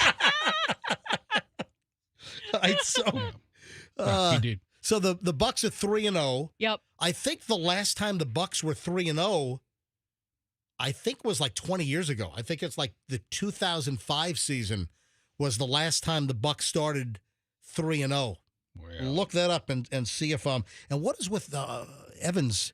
He seems to have a lot of hamstring issues, doesn't he? Well, he does like ham. It's one of his favorite. And then what is going on with giving up these early leads? It's these victories have not been like decisive. They've been, luckily late comebacks. Last minute comebacks. Yeah, all right. That's our whole model. We don't really want to put any team away. We just want to make y'all sit at the edge of your seat. Coach, Yes. No.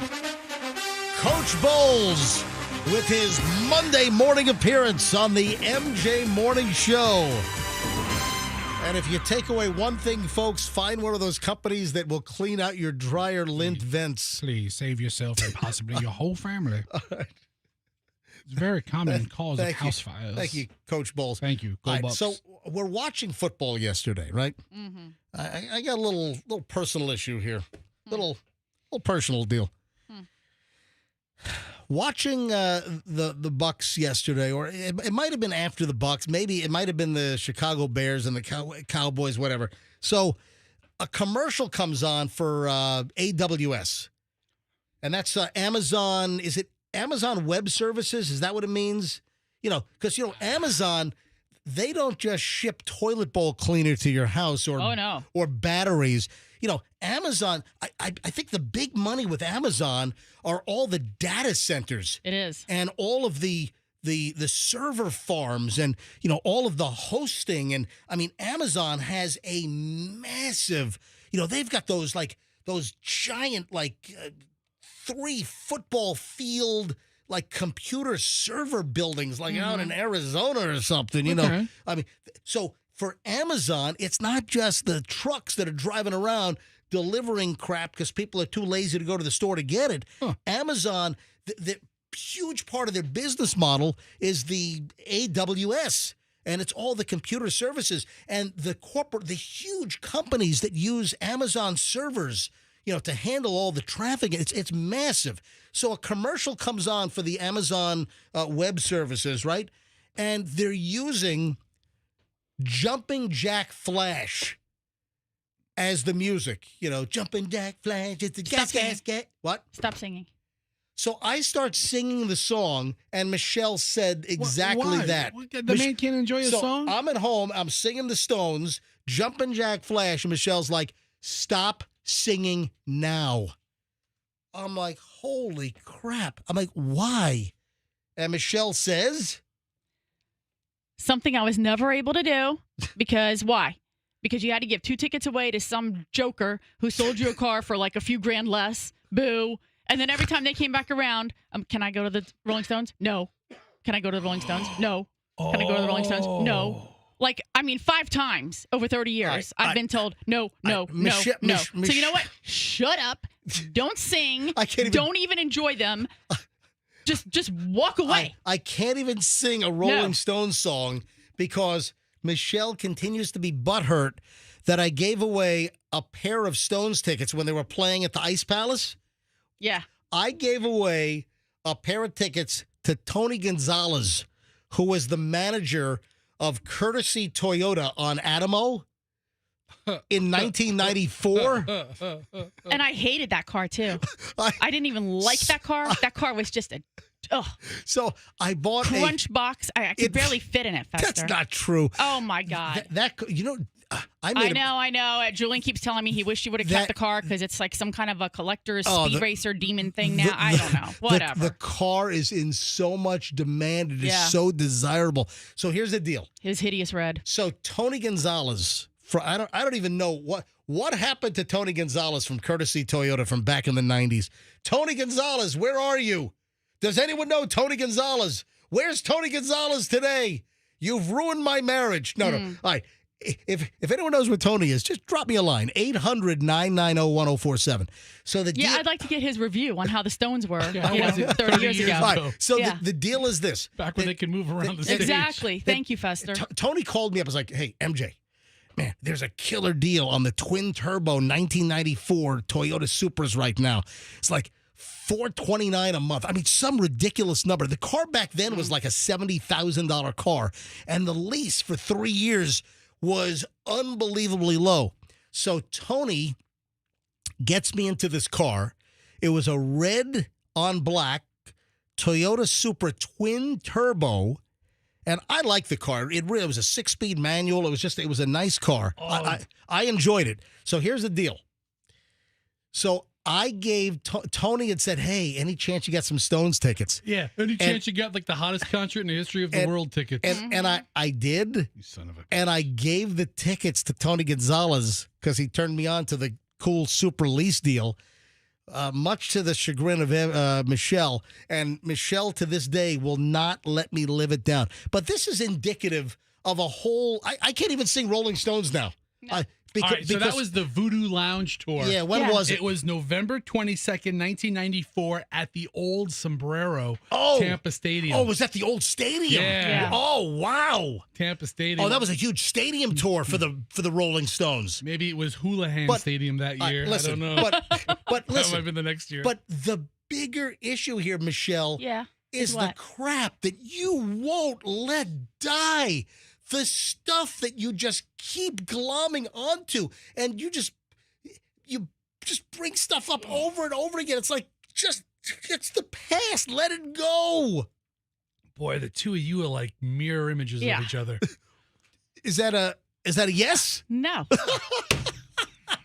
All right, so I just love to hassle you because you're so easy. You're so easy to goad. You're so easy to get. I mean, on it, like, I can't even tell you the simpler things that I do to you, and you're just like, you just get on it right away, and I'm like, oop, that's a good one. Let's keep this ball rolling. I was going to send you this Instagram link, but I figured it would set you off, so I didn't. Yeah. This just randomly comes up in my Instagram feed, and I was going to send it to you, but I didn't. Yeah, don't do it. This guy, right? Listen to this. Mm-hmm. This guy is on video, and he tosses a shovel like an actual a garden shovel. Yeah, like the big one. Like a spade or whatever, a garden shovel. Tosses a big shovel to his wife, and the wife says, so he's rolling video as he's throwing the shovel to his wife. Wife catches, like, why are you giving me this? And the husband says, because you're always digging up the past. Is it funny? It's hysterical. Again, you were just bringing the show down to a. Yeah, I mean, I thought it was hysterical. You know what? You don't like that guy's not funny, and now you're not funny repeating his unfunny joke. Let me tell you this unfunny thing, but it You made don't me like think that? of you. Yeah, You don't it's like not it? really funny. All right, moving along. I thought Brought the show to a 0. Let's bury this segment. -5. Just We go from funny Coach Bowles to like unfunny you. What are you talking about? What? Hold on. Coach is back. You know where I'm going to give you a shovel right now. You dig yourself out of the hole that you're in. Thank you, Coach Bowles. You're welcome. Did you see the Charlie Sheen clip from 60 Minutes? It's not the U.S. 60 Minutes. Did you know Australia has 60 Minutes as well? Yeah. You know what it's called over there, though? 60 Minutes. Hello. 60 Minutes. Good day. It's called 60 Minutes. Oh, crikey. Oh, crikey. So Charlie Sheen was on 60 Minutes Australia. Yeah, a lot of Charlie Sheen right now. Yes. Because you get the Charlie Sheen Netflix documentary. AKA Charlie Sheen. I finished it. Oh, so I was going to ask the you. weekend. So how many total episodes? 2 episodes. All right, Each one's an hour and a half. All right, so last week you made a comment like midweek that you watched the first Charlie Sheen episode and you thought it was riveting and engaging, and you thought you gave high reviews to the first part. Yes. Fantastic. Do you give second episode reviews with the same fervor? So they focus on totally separate parts or chapters of his life or halves of his life. Okay. Yeah. But the second one was really good. I think the first one was a little more interesting. Okay. But the second one it dealt with all the tiger blood stuff and all the winning and that awful tour that he went on. Yeah. He talked about Live Nation contacting him about going on tour that summer. And he came here. I saw him. Oh, you did? Yeah, wasn't Emily Arena. Wasn't it a disaster? It was a what was the tour? Like, he wasn't singing? No, it was just him on stage, just riffing, answering questions, and just talking into a microphone for an hour and a half. Gosh, it was. I went to see this. I went for the car crash. I went for the train wreck. Yeah, and he was there, and he did his thing. Terrible. But he but then to see where Charlie is now, which. I mean, I still think of him back in his Tiger Blood winning. Oh, yeah. He's nowhere near there. He's been sober 7 years. But he's also, did he bring up the fact that he's HIV positive? They talk about him being HIV. They talk about. What's that drug that I see on TV where, like, the guys are running around smiling and what was it? It's like Biktarvy or something? Or Biktarvy? Biktarvy? Or is that it? I don't know. Is he on that? I don't know. All the guys are running around smiling? Yeah, on Biktarvy or something. Yeah.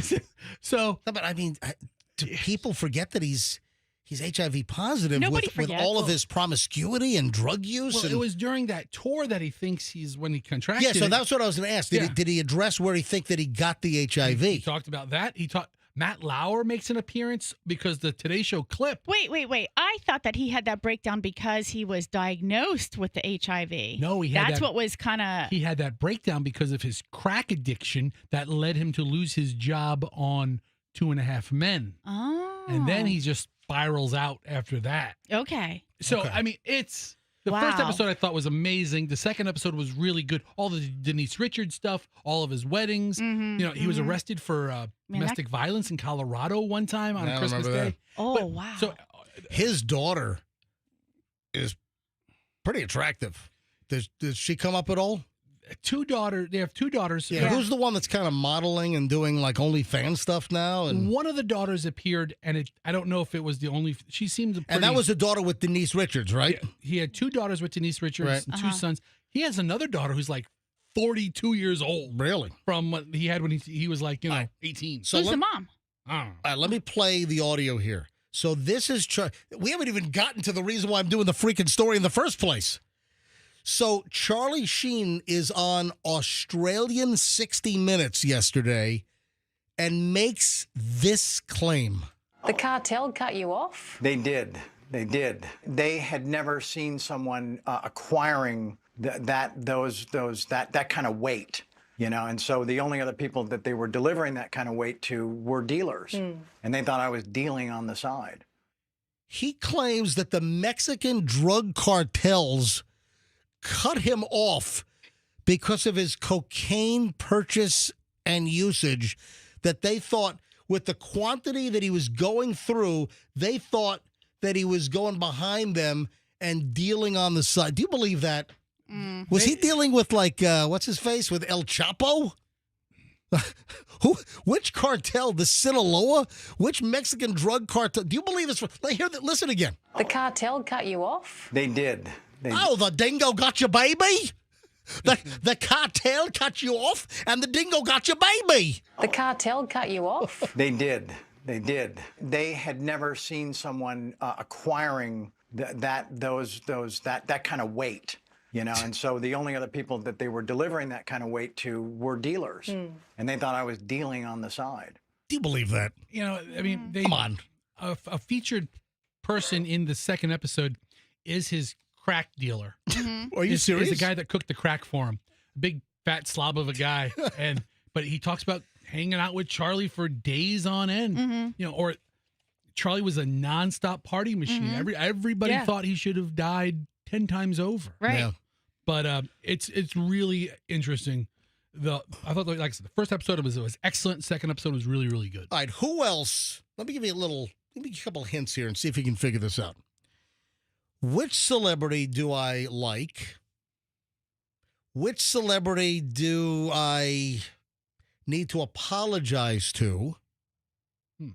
Which celebrity do I think might not make it much longer? Can you guess with just those clues? Celebrity I like, celebrity that I probably owe an apology to, and a celebrity that might not make it much longer. I can think of one. Do you have a guess? I can think of one. And who is it? Is it Will Shatner? No, it's not. You owe Is he still alive? You owe William Shatner an apology. Well, it's the toupee call. Yeah, you like William Shatner, right? What's not to like about William Shatner? I do like William Legendary Shatner. actor, Captain Kirk, and MJ gets him on the show, and first question out of the gate, tell me about your toupee, William. And it went downhill quickly, and I've always felt bad that the way that we left things with William Shatner. I have that. I think William Shatner's an American treasure. I've loved his Priceline commercials. He's like, he's like 93 years old or something. He's gonna be dead soon. You owe that guy an apology. I do feel bad. Okay, that's not who you're thinking of, but with the three clues you gave, celebrity who you like, you owe this guy an apology, and he's not going to be around much longer. William Shatner is the guy. It is not William Shatner, but what Fester is describing is when I interviewed William Shatner years ago on the MJ and BJ morning show, I asked him about his toupee because it was always rumored that he wore a toupee, but that's not it. I'm going to reveal which celebrity that I'm talking about, who I'm very concerned with, that they might not survive much longer. But first, though, this is the William Shatner toupee phone call. I just dug it up off of our first CD ever. How about that final question for William Shatner? We boldly went where no radio show had gone before. Captain Kirk flipped his wig. Now, William, before you go. Yes. I hope this is not a sensitive question, but you're a tough guy, right? I'm pretty tough, and can we edit this if we have to? The hairpiece. It is the best I have ever seen. Well, I don't wear a hairpiece. Oh, you don't? No. Oh, I thought you did. Well, that's the stupidest question I've ever heard. Oh, I thought... Let me put it this way. Yeah. Am I talking to MJ? Yes. Well, MJ stands for the most jerk. What does it stand for? No, William. No, let me tell you. No, really. No. I don't know how to put this, MJ. but that is a stupid question by a rather stupid person. No, William, no. Tell me again, MJ, tell me again what I really want to say is, Right. It's been a pleasure talking to you. You're angry at me now. No, not at all, MJ. You're just a dope. But I guess people will understand that in time. Bye-bye, William. Goodbye.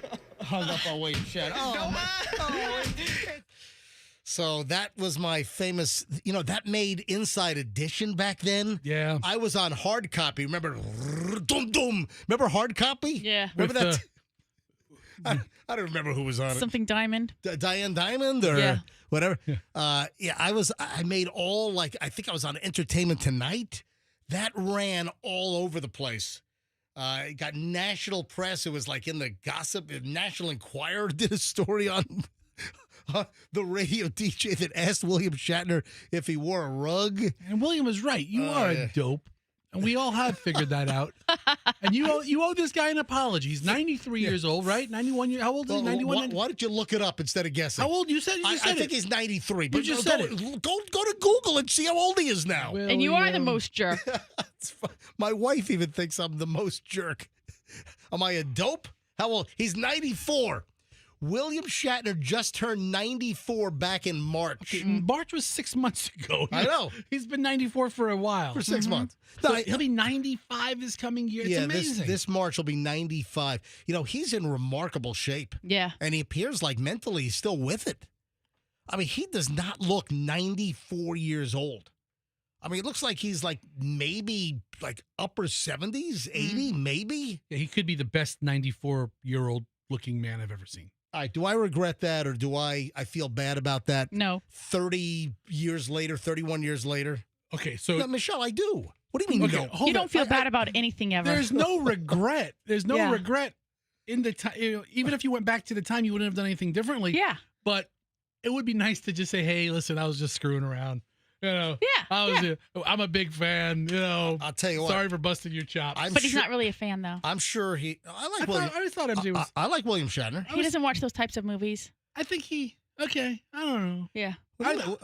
I always thought MJ liked William Shatner, I do. but he was trying to put them together because of the toupee bit. Listen, I do like William Shatner. I was trying to get content for a brand new radio show. That's what I was doing. Name your favorite Star Trek movie. All right, So, all see? right, I'm not. I can tell you my favorite one, Wrath of Khan. Nothing else compares. All right, fine. I'm not a big Star Trek fan. Exactly. All right, so Exactly. Name one other project that he's done. He was a bigger T.J. Hooker fan. I think. Oh, that's true. T.J. Hooker. Yeah. All right, I think He's I'm not a. He used Priceline.com a lot back in the day. Oh, that's right. Priceline. Hi, William Shatner for Priceline. Priceline.com. Yeah. So I think I dislike Star Trek because there was a kid in my neighborhood named Michael Kleinert. Oh, no. And Michael Kleinert was the biggest dweeb of a Star Trek fan. He had like a shirt that looked like with the little symbol on it. Yeah. He used to walk around with like toy phasers, you So? know? Maybe that's why I don't like. Anyway, so I got to get back to where I was. Okay. The celebrity that I owe an apology. How many celebrities do I owe apologies to over the years? Okay, so come on, Pauly Shore.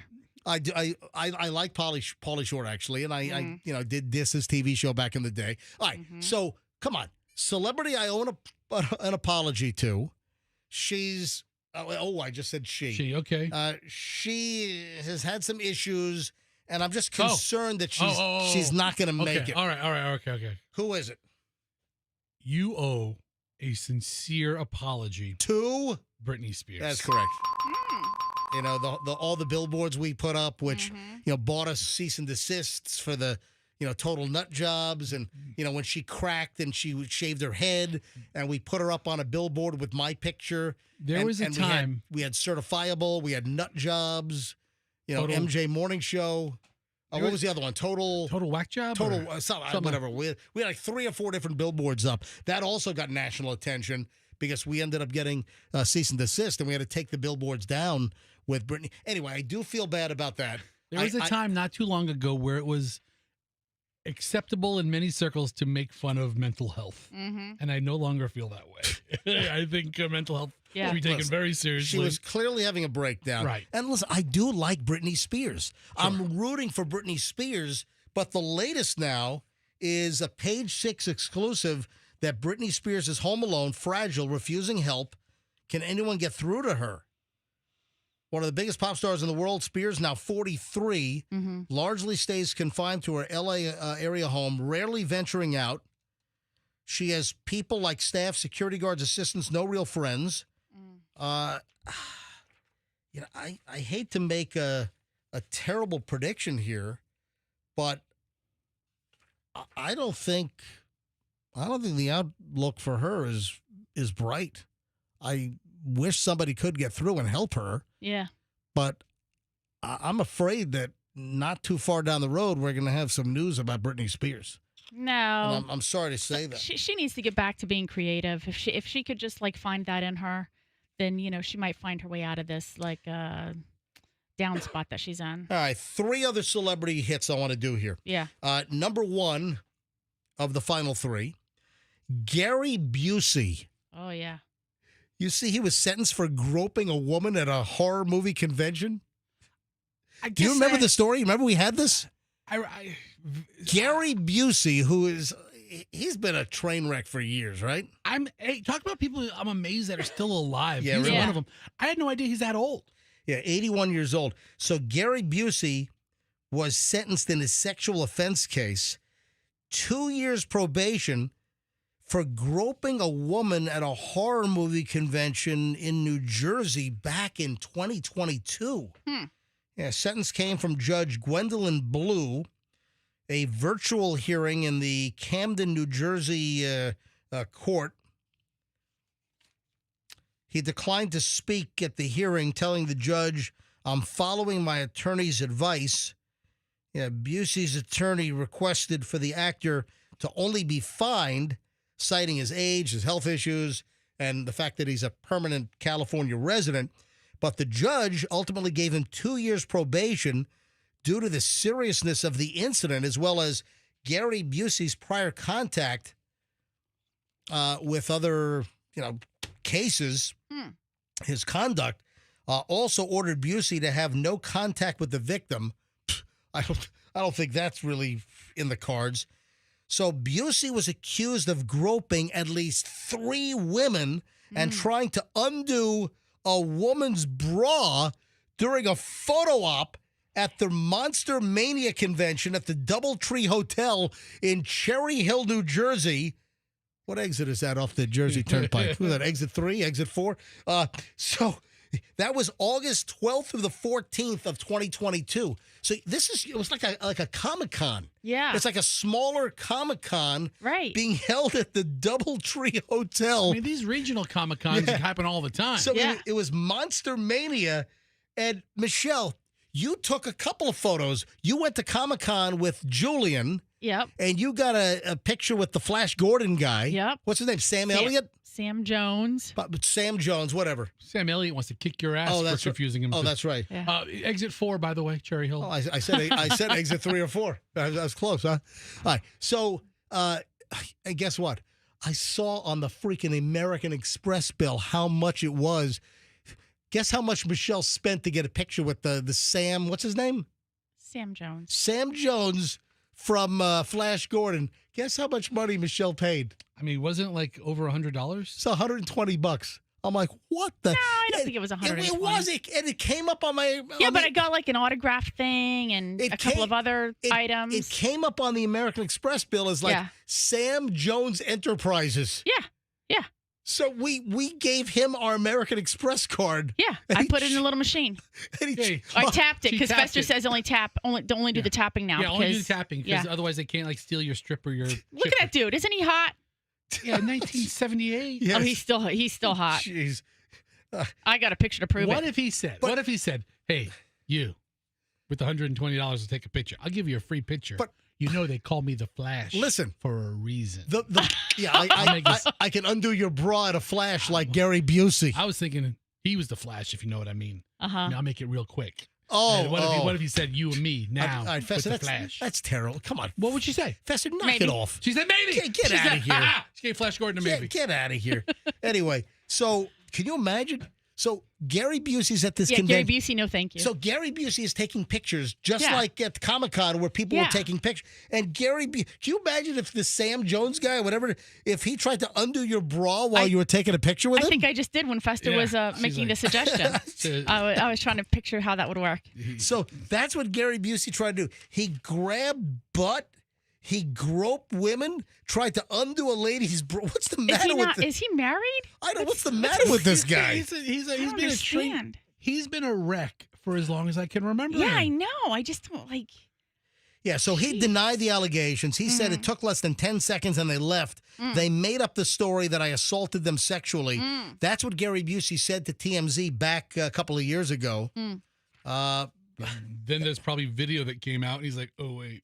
In a Facebook post at the time, Monster Mania Convention acknowledged that a celebrity guest was removed from the convention and instructed not to return. Oh. Gary Busey was removed from the Monster Mania Convention.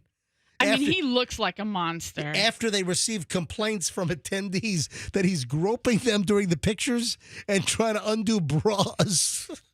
He looks pretty scary now. So he's got 2 years of probation. Monster Mania, listen to this. Monster Mania encouraged the alleged victims to contact the police and file a report. Yeah. Hello, 911. Gary Busey tried to undo my bra and grab my butt. See, the way that's code word for, hey, they wanted the place to call the police. They're like, we're not calling the police. You can call them. Well, the victim needs to file the complaint, Right. not Monster Mania. He ought to go to Sex Predator Mania next time. You know what? He get away with all that stuff. Oh, my God. In July, he pleaded guilty to one count of fourth-degree criminal sexual conduct. It was not an accidental touching. What's a fourth degree? Seems, I didn't know there were that many degrees. So he admitted, he told the judge during a Zoom hearing, he told the judge that it was not an accidental touching. Interesting. So I guess to get the plea deal, he had to fess up to it, at least admit to it. I guess. All right, two other celebrity items here that have piqued my interest. Sarah Michelle Gellar, famous for, come on, Buffy the Vampire Slayer. You didn't even give us a chance. Well, you didn't jump on it. You're sitting there I going, was getting ready to. I couldn't think of it. I was thinking Sarah Jessica Parker. I'm like, it's not Sex in the City. Don't say Sex in the City. Sarah Michelle Gellar, famous for Buffy the Vampire Slayer. Uh-huh. She is getting all kinds of crap online. The headline was Sarah Michelle Gellar called out for buying her daughter ridiculously expensive car on her 16th birthday. First of all, what do you think would qualify as ridiculously expensive for a Hollywood celebrity to buy her 16-year-old daughter? What? Give me a number. Give me a dollar amount, Fester and Michelle. What do you think would be ridiculously expensive for a 16-year-old daughter's first car? What do you have for me? I don't know what. $125,000. Yeah. Incorrect. And you went way over. I have no idea. I mean, honestly, you can get some, I don't know, the cars are all over the place on price. Yeah. The particular vehicle that we're talking about. What'd they get? The particular vehicle we're talking about, it starts at $52,000. Okay. Do you think $52,000 is extravagant or ridiculously expensive for a 16-year? I guess it's all relative. But it depends on what the car is. All right, you ready for the? Like we just bought Chloe a car. We leased it, but that car costs like $70-something thousand or what? I don't even know. I don't even know. Chloe's car was stickered at $37,800. Okay, so $37,000. Unless you're buying, how do you get 70-ish? Yeah, unless you're buying every car at the Mazda dealership. Michelle, there's no CX-5 Mazda that's $77,000. Obviously, I'm still like in my fog. But Chloe's car was the sticker on Chloe's CX-5 was $37,500. So we bought our daughter, leased her a $37,000 car. Did a 3-year lease, right? And Sarah Michelle Gellar is infinitely wealthier than us, and so she spends. How do you know that?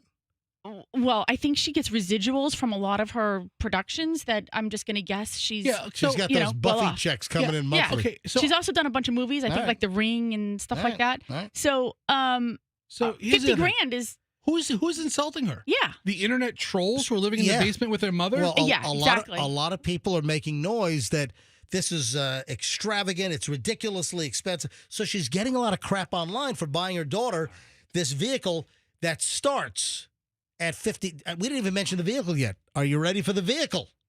Because I don't look at this as really an extravagant vehicle. Right. What is it? The vehicle has a base price of about $52,000. And the vehicle is, drum roll, please. I don't have one handy. Yeah. A Jeep Wrangler Rubicon. Okay. Yeah. So I don't consider that really an extravagant vehicle. I guess that just sounds exotic to some a-holes sitting at home, as Fester said, living with their parents in a basement somewhere that, maybe don't have a car. I don't know. But if the argument is the Rubicon the best car for a 16-year-old, maybe that's a different argument. I don't think it is. I don't think that is either. However, I don't think a 16-year-old girl needs to be driving a Jeep Wrangler Rubicon. For a first car, a Mazda seems like a lot more practical of a vehicle just to learn about driving. maybe she earned it. Maybe she got good grades like up until now, or maybe she did something, special. And so her mom said, you get to pick the car. We don't know. They post the image of this black Jeep Rubicon online. It's got the big red bow on the hood. Of course it does. Like it's the Lexus December to Remember event. Yeah. You know? She went to the Lexus dealership first just to buy the bug. And then walked right over to Jerry Holm and picked up this Jeep. On social media, people are writing stuff like, I guess the daughter's name is Charlotte. Happy birthday, Charlotte. Don't normalize gifting ridiculously expensive cars to new and young drivers. I think you've taken away from your wonderful daughter's birthday, sadly. Whatever. It was like the trolls, the complainiacs came out of the woodwork, just going after Sarah Michelle Gellar. Oh, here's another one. I'm happy for you, Charlotte, but does a 16-year-old really need to be gifted, of all cars, a Jeep? Fuel guzzlers, for one thing, really puts things into perspective when most 16-year-olds have to work to save to buy up a small second-hand crap box car. All right. Listen. Those people just have issues with, anything and everything. Yeah, they're more angry at themselves than they're anything. Really great choice for a first car for the planet. Go bum loads of fuel on the roads with your off-road 4x4. I mean, people got vicious. Listen, I'm not going down those roads, but I don't know if, a Jeep Wrangler is good for a 16-year-old girl for the first car. And I don't particularly care about fuel consumption or the environment for that matter. Stop. But, and these cars, I took a ride in a Jeep a couple months ago. They really do handle like cars. I mean, I drove in I used to drive BJ's Jeep all around town, remember? Oh, yeah. The red Jeep? That was like a stick on the floor, shifting gears, rough ride. It's like Jeep. only not even a 5-speed. It was like a 4-speed or something. But it had no doors, no roof. I was always thinking I was going to die every time I was in it. But these are more like luxury vehicles with big knobby tires now. But still, I don't think that a Jeep Wrangler Rubicon is necessarily the safest thing for a 16-year-old girl to be driving around in. It's not a little sports car that, We've had stories of parents buying kids, hundreds of thousands of dollars supercars, and there being terrible accidents. Right. So it's not that. It's not that. I have one more little celebrity story. I just had a whole pile of interesting things today. When we get back, by the way, at 8:52, this brings to a close over an hour and 20 minutes of nonstop MJ. I haven't even scratched the surface yet. We still have a couple of things. We've got the roller coaster follow-up. So a lot more came out on this. We've got the roller coaster death over at Universal, the new theme park. I have a follow-up on the skull and bones found in a passenger's luggage at Tampa International that we brought you on, Friday morning. And I was complaining that no local news media had the story. That I had to see it from an Orlando and a Miami station before any... And guess what? The Tampa stations all had the story. After I said no Tampa media has done the bones that were found at Tampa International by Customs and Border Protection, And I said, where the hell's our local media? Why am I seeing this on Orlando TV and Miami TV? And sure enough, the TV station started covering it later in the day on Friday after our show. All right, hold on. A lot of stuff, and then one more celeb story. Matthew McConaughey is revealing a bedroom secret, Michelle, that's helped him in his 13-year marriage. So what is Matthew McConaughey's bedroom secret helping him in his marriage? And Michelle? Yeah. Can I apply this to you? Can I apply this to you to help our 31-year marriage out? I'm going to guess what it is when we come back. All right, hang on, folks. Yeah. Let's see. Let's see if Michelle can guess it. So, listen, our 9 o'clock hour every day is phenomenal. It is as good as any of the other hours. Never miss our 9 o'clock hour, and it's next. With all that and more on the MJ Morning Show here on 104.7 FM, Q105. Let me tell you about Veterans Ford and what's going on in the last days of the month. So it is now the 22nd of September. You have until September 30th, so 8 more days to take advantage of this. I just got some new information from Veterans Ford. So Ford has a credit tier system, and it establishes interest rates and lease payments. From now until the end of the month, all customers who are approved through Ford get the very best interest rates or lease payments, regardless of your credit score or your tier. Everyone's going to get the same deal. So this is incredible. Get 0% financing up to 72 months on a purchase or a fantastic lease payment on the all-electric F-150 Ford Lightning. Folks, there are amazing deals. If you want to get into a Ford F-150 all-electric Lightning pickup, 0% financing up to 72 months or fantastic lease payments. Also, 3.9% financing if you want a gas-powered F-150. And that includes the hybrids as well. 3.9% financing up to 72 months. This is incredible. This is an amazing offer. Folks, get to Veterans Ford now and don't let this slip away. It expires in 8 days. Veterans Ford, Linebaugh, and the Veterans Expressway, and tell them that MJ sent you. Traffic's on 856. MJ Morning Show back in a minute. In Hillsborough.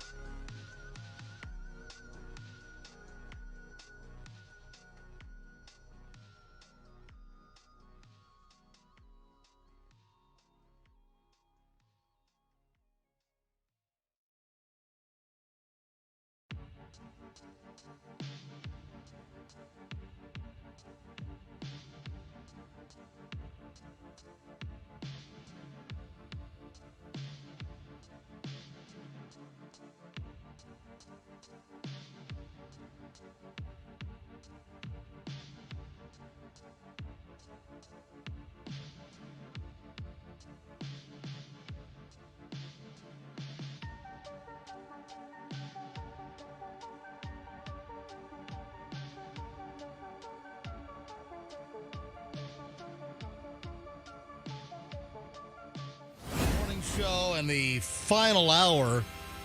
So, Michelle, do you have a guess on my cliffhanger teaser from just moments ago? If you're just joining us and you missed what I said, we went through a series of little celebrity stories that caught my attention that I liked, and the final one was about Matthew McConaughey. And Matthew McConaughey is revealing a bedroom secret that he claims has helped him in his 13-year marriage. So what is this bedroom secret? Michelle, do you think you have a clue? You seem to indicate before the break that you might have a guess. I do. Okay, Michelle? Separate beds. Ooh.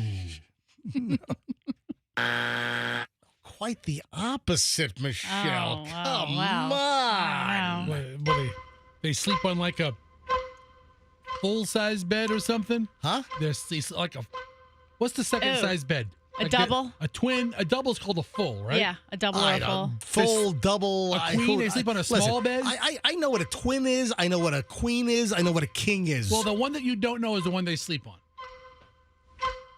The full. Would you like to elaborate, Fester?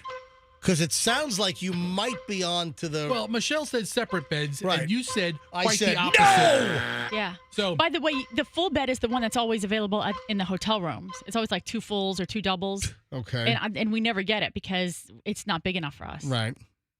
So what do you think Matthew McConaughey is attributing to his success in his 13-year marriage? Bunk beds. Yeah. Army cots. Bunk beds be fun, monkeying around. Summer camp style. I want the top. I call top. That's what I'm waiting for people to say. I'm like, now we got a deal. Okay. I like when Michelle calls top. So, okay. I was alluding to the joke. All right. All right. Go So, right there. Right. Do you know? What, they sleep in a smaller bed? Yes. Ew. And why is that? Because they can't afford. What? Come on. I mean, if you say because of intimacy or they want to be close to each other, it's closer. He or says, they want to dude, touch. it's yes. Matthew McConaughey is saying, so he has a brand new book, and in his new book, he says that downsizing his bed helped him get closer to his wife of 13 years. Her name is Camila Alves. Yeah, the best thing you can do for your marriage. This is, I guess, the new book is called Poems and Prayers. The best thing you can do for your marriage. One way to surely get ahead is to get rid of the king-size mattress and sleep in a queen. Oh, a queen. Yeah. Nah, we used to sleep in a queen. We didn't like it. I mean, yeah. You don't want me getting too close to you? Yeah. I mean, look, when we go to a hotel, that's like the largest one we can normally get. A lot of times the hotels, I mean, occasionally we can find a king. It's so hard. But if we have to settle for a queen, you're still kind of like, ugh. And you even say when we walk in, you're like, what size is this bed? And I'm like, oh my God. I just know you're going to complain. It's the first thing. Why am I complaining about what? The size of the bed? Yeah. Yeah. I mean, okay. Well, Michelle, should we take Matthew McConaughey's advice? No.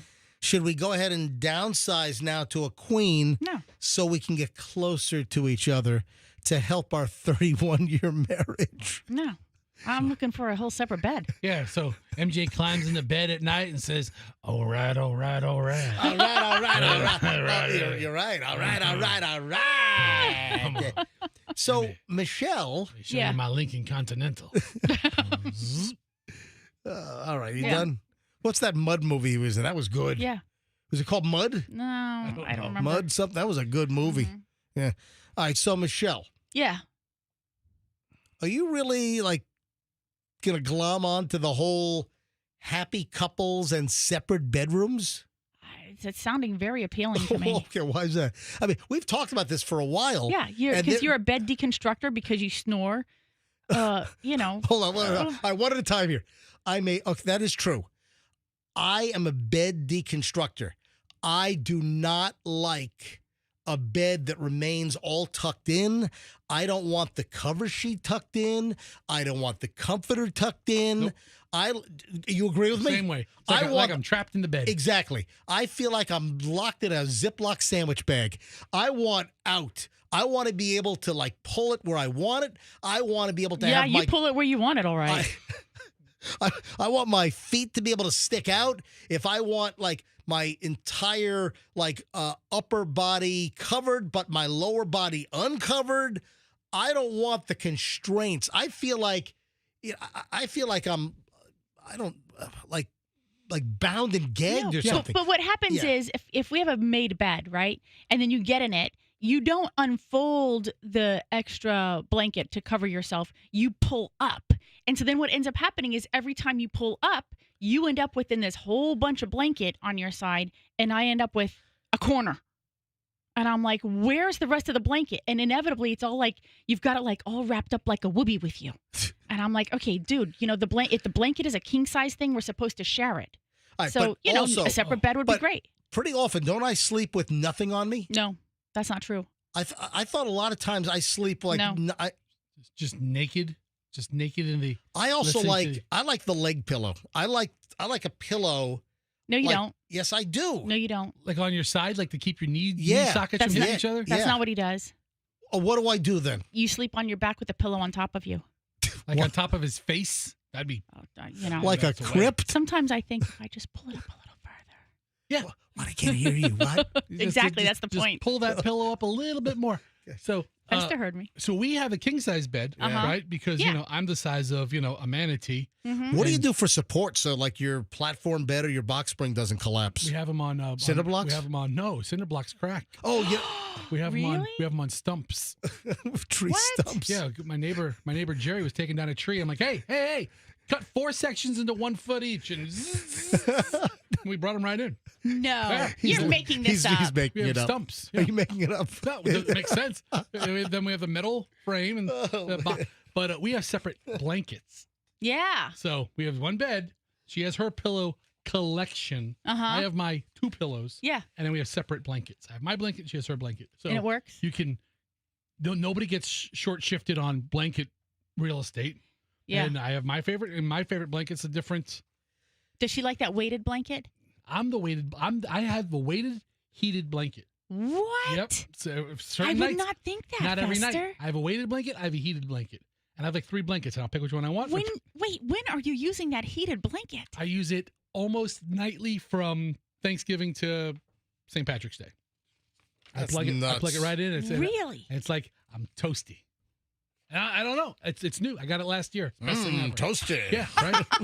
Fester. Yeah. It's new. You just decided suddenly, I like an electric blanket. Well, I found myself like sleeping under like 3 blankets. So I'm like, I have too many. Guys, I was like, you should get a heated one, and we do. I got to move on here, or else I'm not going to be able to get everything. We're having bedroom talk. All right. So 2 items that I want to follow up on. Yeah. Number 1 is the roller coaster death at Universal. Mm-hmm. What's the new information? Dude, are you not aware of what came out on Friday after the show? Dude, no. Mm-mm. Holy crap. All right. So this happened at the brand new, like 4-month-old Universal Orlando Park. What the hell's the name of the new park? Epic. It's Epic Universe or something. You know, Julian rode this ride. So Julian was on it. Yeah, with his girlfriend, Epic Universe. Oh, man. Is he in class now, or can I call him? Check and see where he is.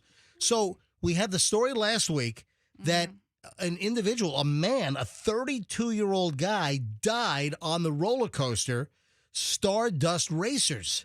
Yeah. Fessy, you're unaware of what came out on Friday? Listen. The dude is in a wheelchair. Oh. He has a spinal injury. Before he got on the roller coaster, he is in a wheelchair and has a spinal injury. What? Yeah. So he's this is nuts. Listen He's to like this. the last person you want on the roller coaster in the first place? Emergency workers who responded to Universal Orlando's resort's newest park for a man who had become unresponsive on a roller coaster originally told that he had lacerations, but when they go to the ride, he wasn't breathing and eventually died, according to radio traffic and a report released by the sheriff's office on Friday.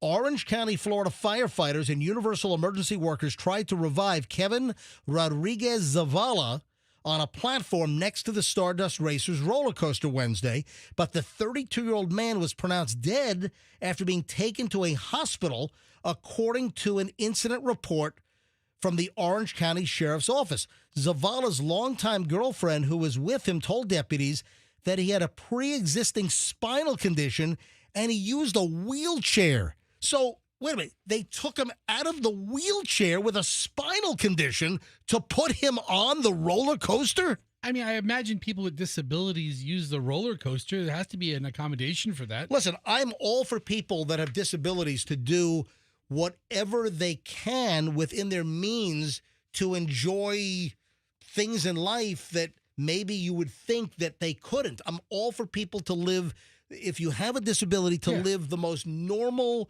satisfying, fulfilling life that you possibly can. But if you've got a guy that is in a wheelchair with a spinal problem, a spinal condition, so much that he has to use a wheelchair, is that prudent?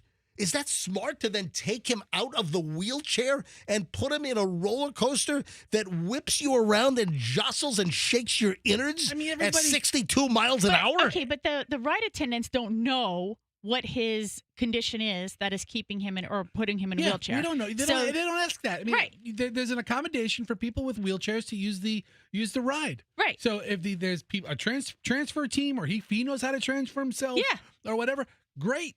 You're in there. And just because I'm in a chair doesn't mean I'm going to injure myself more. And it doesn't mean that you can't step from the wheelchair onto the ride. Maybe he just uses a wheelchair because it's much easier in a prolonged, day of activity. So I don't know whether he is in the wheelchair most of the time and can't walk at all, and they just lifted him into the roller coaster. I don't know that yet. There's a lot more to the story. Or whether, as you just said, Michelle, that a wheelchair, especially when you're going through a park in hundreds of acres, that it's easier to use the wheelchair for most of it, and that he is mobile to a certain extent. Yeah. I don't know. We don't have that information yet, but it's not like healthy, normal dude at 32 gets on the roller coaster and suddenly dead. Now we find out he had a spinal condition. So maybe people with spinal conditions that do use a wheelchair, maybe they shouldn't get on a roller coaster of this type. Yeah, is what I'm saying. Spinal condition is such a vague term. Yeah. That I don't know. I mean, if I have a stressed vertebrae, I have a spinal condition. If I'm paraplegic, I have a spinal condition. There's different degrees of spinal condition. And you know what came out? The list of injuries at Florida theme parks. Yeah, so this is mandated by the state. Do you know who regulates this? Who do you think in Florida? What state agency here in Florida dictates and keeps the reports? Which Florida agency do you think keeps track of injuries at the theme parks? This sounds like a good job for the Department of Agriculture. How'd you know that? Because it's the silliest answer. That is right. That is correct. That's the silliest answer whatsoever. That makes no sense. The Florida Department of Agriculture, old Wilton Simpson. They require quarterly reports. Really? Yeah, from all the Florida amusement parks. So guess what? I thought you were going to say the Department of Business Regulations or whatever Jimmy Petronis' old job was. That's what I thought. No, as insurance commissioner, fire marshal. No. It's the Florida Department of Agriculture. They keep track of the injuries. That's so silly. Would you like to know the most recent quarterly report is dated July 15th? 12 injuries reported in Central Florida theme parks from April to July. Would you like to know where all the parks stand? I would love to know. From the period July 15th back to April. So that period. Universal and Disney each had 10 reported injuries so far in 2025. So when it says Disney, is it talking about? It's going to be all the Disney parks. Okay. All the Disney parks. So Disney. So Universal and Disney each had 10 reported injuries. So 10 at Disney, 10 injuries at Universal, according to this. SeaWorld had 3 injuries. Legoland, 7 decapitations. No, I'm kidding. I'm joking. I'm kidding. No injuries at Legoland. The pride of Polk County. Leave Legoland alone. Zero. Good. Very safe place. 0 injuries at Legoland. How about Busch Gardens, Tampa? We had a penis severance there. Oh, no. No, I'm kidding. I'm joking. Put something too close to the tiger cage? No, 0 injuries at Busch Gardens. So, all right, that's cool. Yeah, it's great. Busch Gardens, Tampa, and Legoland, 0 injuries reported so far in 2025. What's an injury, though? I mean, if grandma stumbles and falls, and they call EMS to kind of tend to her, but she doesn't go to the hospital, right? I mean, what's an injury? Well, I'll give an example. In May of 2025, this is a whole separate occasion, at Universal. In May of 2025 at Universal, a 63-year-old man experienced dizziness and an altered state of consciousness. A 47-year-old woman reported numbness and visual disturbances after riding the Stardust Racer. But both had pre-existing conditions. Guess what? There are going to be people that have medical issues that are going to be predisposed. If they go on a ride with me down the street, they might have the same conditions in my car. Absolutely. You know? So there you have it. So that's the follow-up. So is the ride back open? No, that's closed. Really? To my understanding, it's still closed. I mean, that just sucks because the park just opened. Yeah, Andrew, can you double check on that? I mean, if they have a wheelchair-bound man with pre-existing conditions, if he's the one that suffered this horrific fate, it's really not indicative of. Is Julian in class right now, or did you? Looks like he's. Tens of thousands of people have successfully used this ride. Yeah. Andrew, can you please check the status of all right, Andrew's checking right now. Julian, hey, good morning. Yeah. Hey, so Mom said that when you went to Universal over the summer with your girlfriend, that you did ride Stardust Racers. Yeah, it was, that was the first one we rode in the morning. Did it rattle your teeth?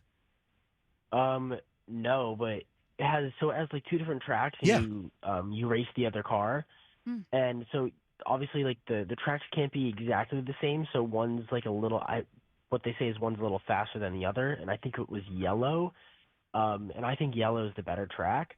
But I mean, if you have a pre-existing spinal condition and you're going on a roller coaster that's accelerating you at like a high speed, and then you're doing twists and turns and everything, like I don't know.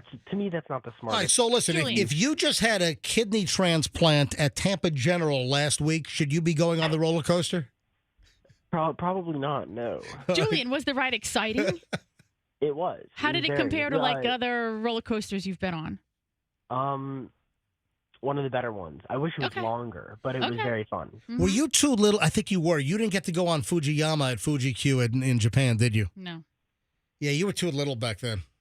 Yeah, that was 2008. You were 4 years old. We snuck him on the Loch Ness Monster. Yeah, we did sneak him on the Loch Ness Monster in Williamsburg. Yeah, but then we went back to Fuji-Q. Yeah, that's right. We've been to. Oh, that's right. Oh, you're right. So in 2008, you were too little, but then we went in 2018. We went back to Fuji-Q. That's right. Yeah. And then you rode it then, right? I want to say so. Yeah. Yeah, we rode because unmemorable. Yeah. They've got some really good roller coasters. Don't you remember in you Japan? Went in 2018? Yeah, and they were like, "Oh, Mr. MJ, welcome back. We've been waiting for you for 10 years. Your son now become man. He can ride the roller coaster.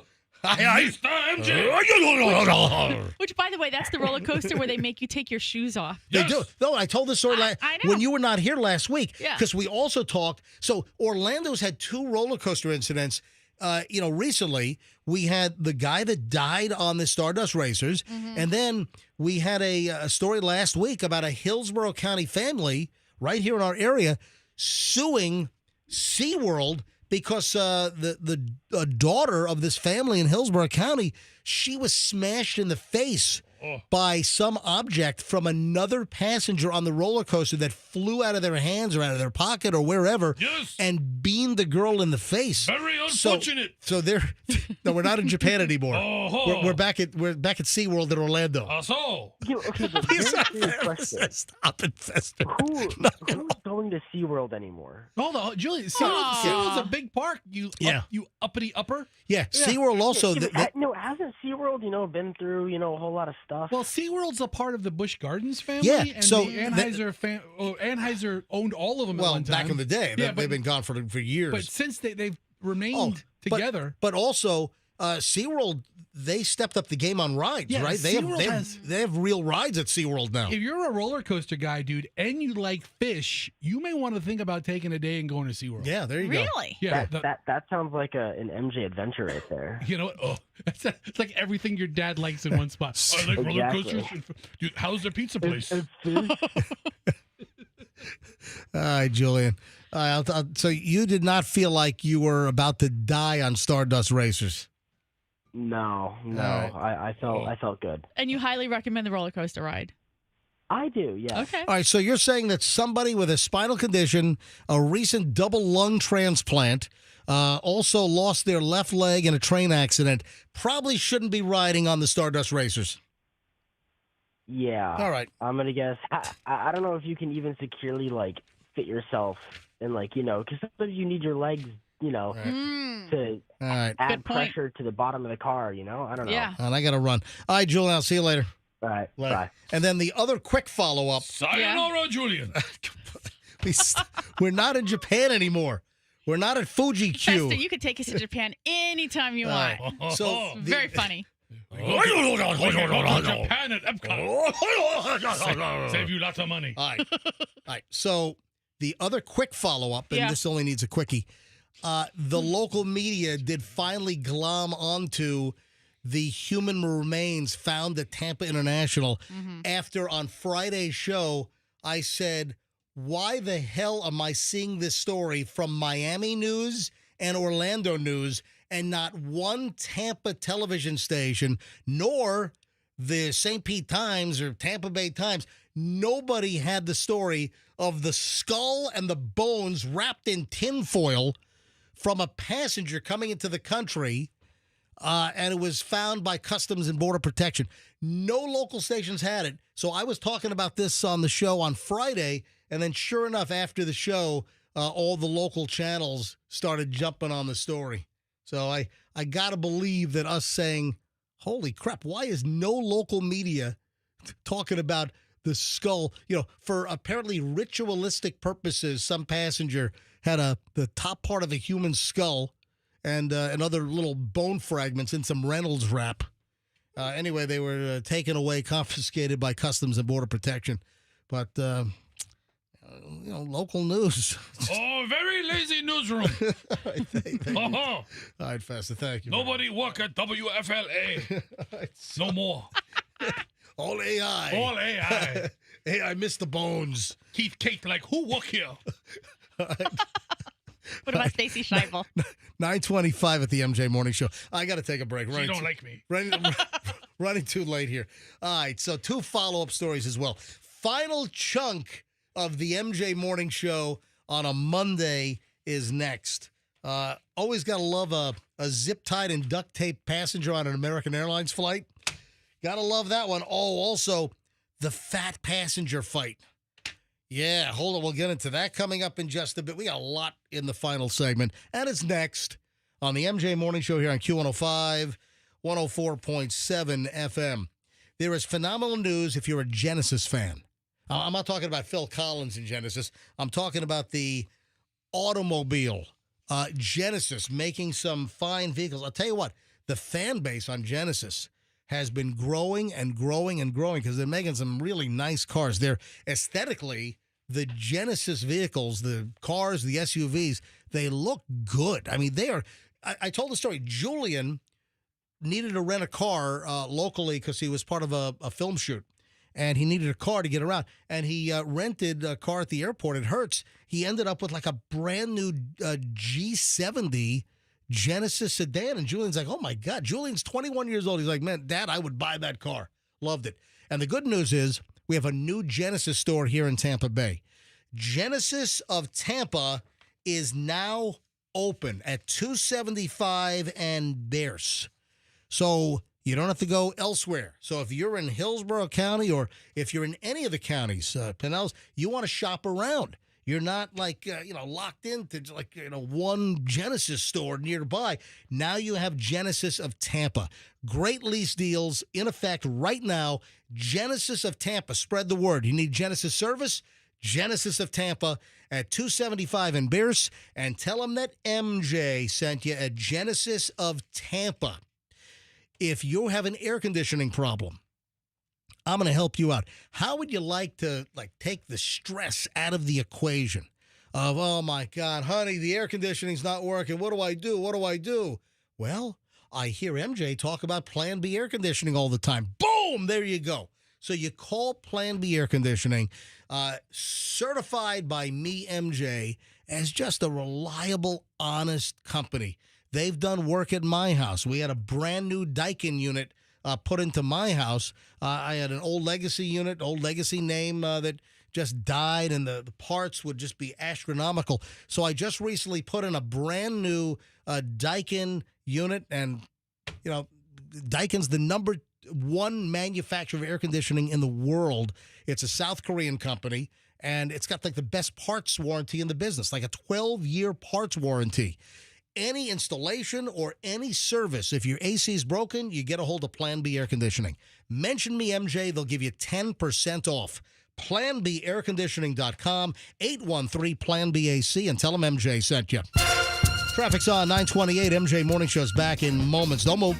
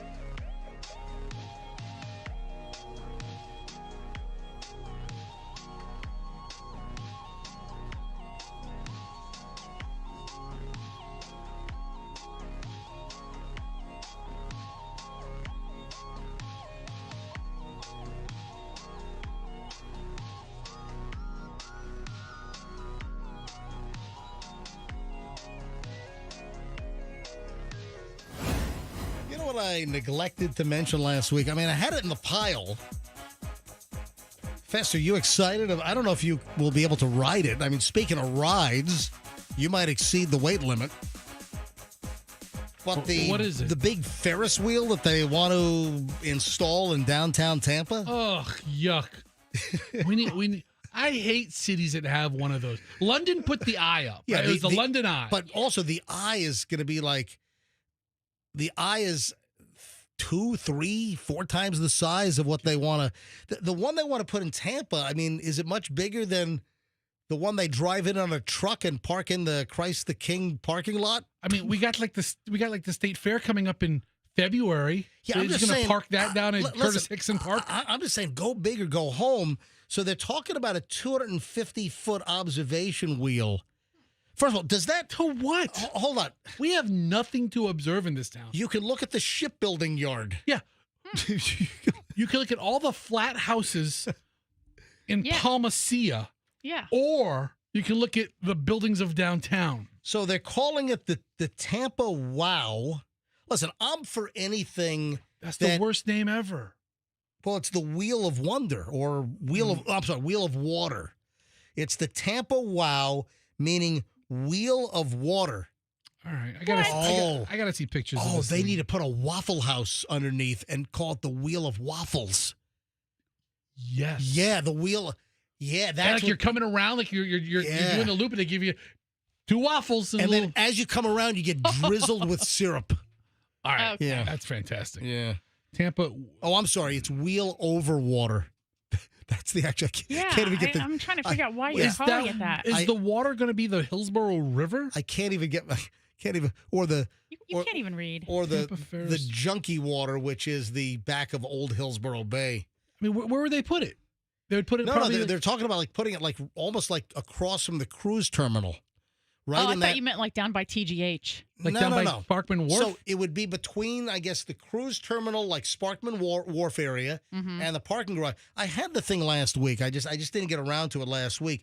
So a Tampa developer wants to put this thing in. So it would be just north of the aquarium, right in the Channel District, somewhere between a 20 to 30-minute ride. This is so dumb. And it would be like gondolas, so they'd be enclosed. It's not even on the water, MJ. They want to put it in a strip of land between Channelside Drive and the cruise terminal. And the cruise terminal. Yeah. And it's like literally Ferris or state fair All right, size. so listen, you get to watch a bunch of chubby ladies from Kansas, walking on the cruise ship with their polyester pants legs rubbing together. This is so unnecessary. Yeah. I don't know. This is very unnecessary. Look at all those white things in the back there that you would get to look at. What are those, Fester? Yeah, the gas containers, the gas tanks. Yay. All the fuel tanks at the port. This is not Tampa's most beautiful side. No, it's not. So is that... From the tip top, I could see people getting shot in Ybor City. All right, cheap shot. Sorry, Chief. Sorry. Hold on a minute. Hold on.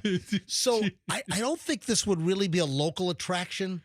This is more for all of the people that run through the cruise terminal, I think, because I would be in no rush to jump on it. Yeah, I can't think of anything I'd rather do after a 7-day cruise than ride a Ferris wheel of a seaport. Who's Tony Miller? Tony Miller is a local developer. So Tony Miller is the guy that wants to put this thing up. Okay. Tone, sure. Does that cheapen the look down there? Just to have like a carnival ride looking thing? Does that? I don't think it does. I just don't. I guess you know what? I guess it gives people who are going either on a cruise or coming off of a cruise something to do while they wait. When you have kids or something. I don't know who else is going to ride it. Like the Orlando Ferris wheel is a landmark when you drive across I-4 across the state. You know where the Ferris wheel is. No. You see it. I mean, it's a big obstruction. Is this thing going to be hurricane rated? That's the other side. So what velocity of hurricane force winds will it be able to take?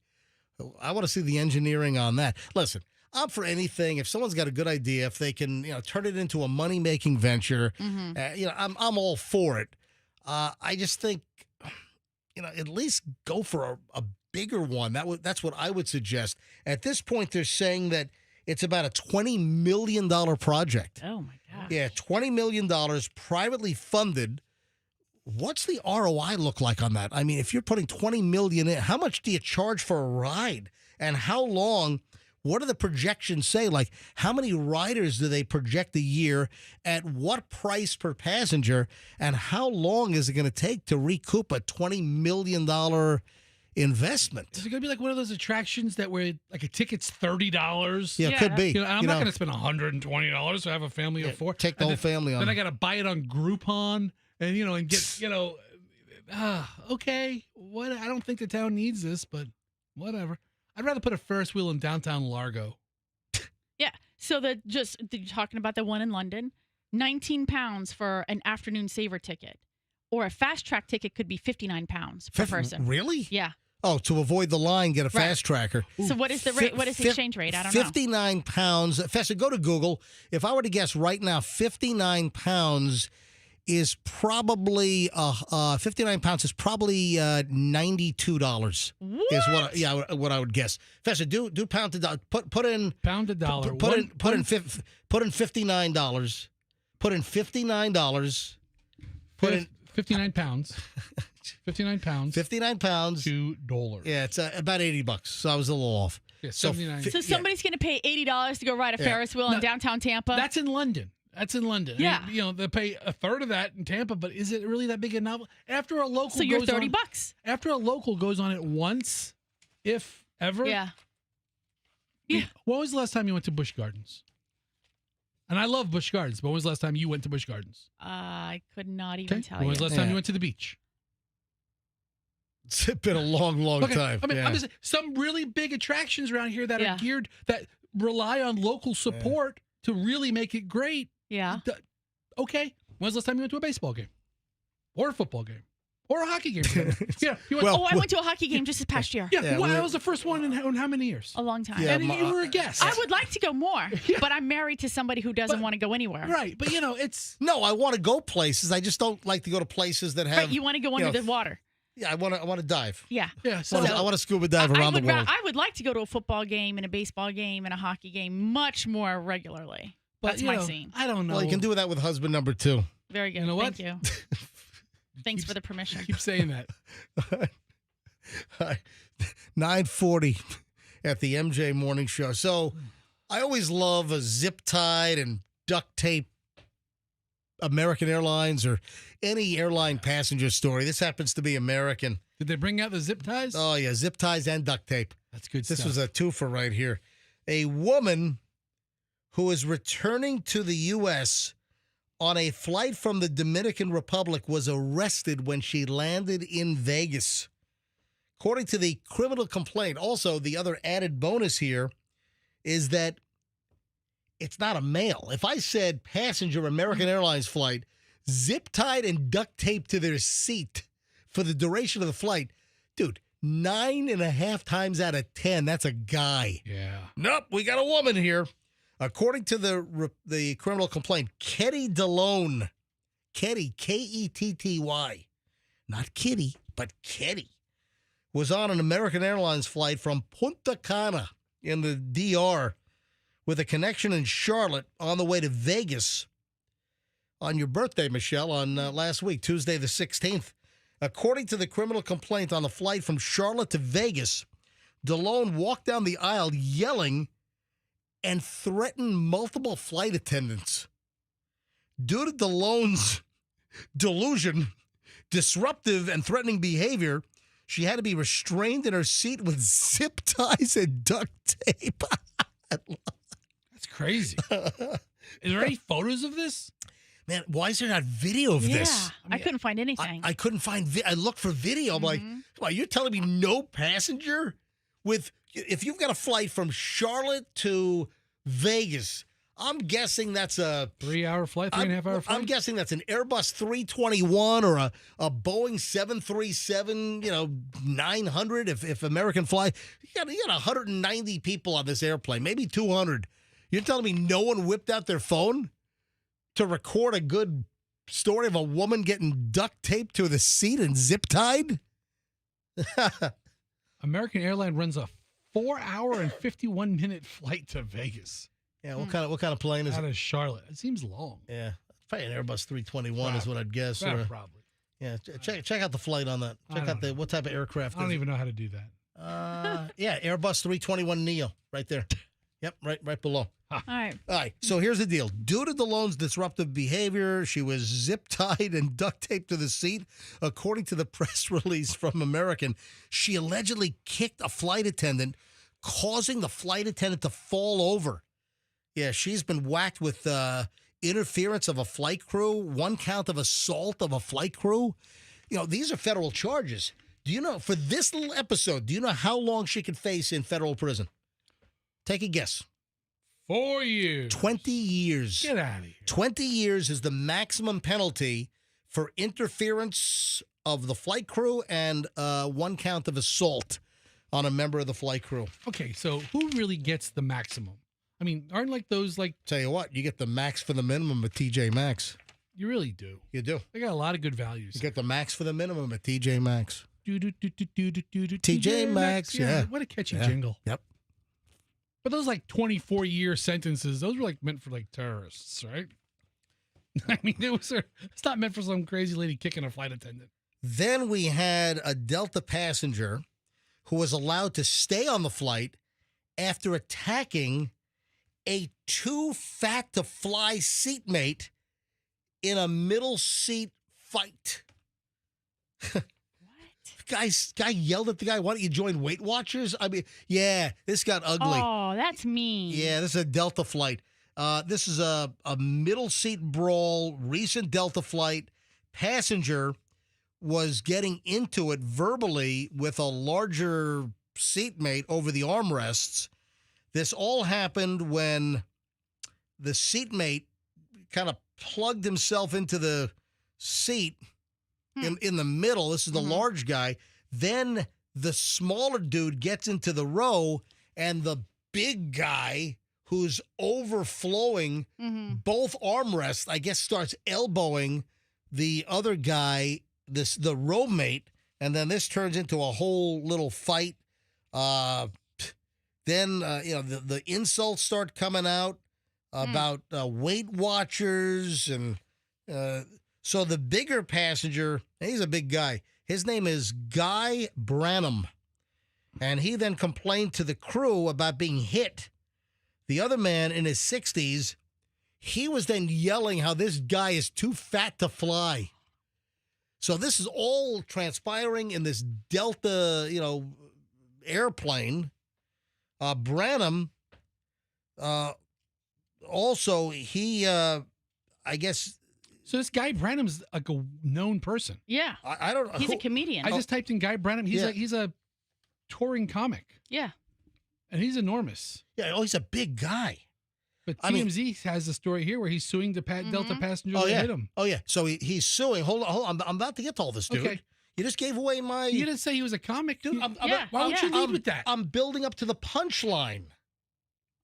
Why wouldn't you lead with that? That's the hook. Otherwise, I'm listening about two strangers. Yeah. But no one knows who this Branham guy is, though. I've never heard of him as a comic, but I was about to get to that. So then the skinny guy's yelling at the guy, you're too fat to fly. Why don't you join Weight Watchers?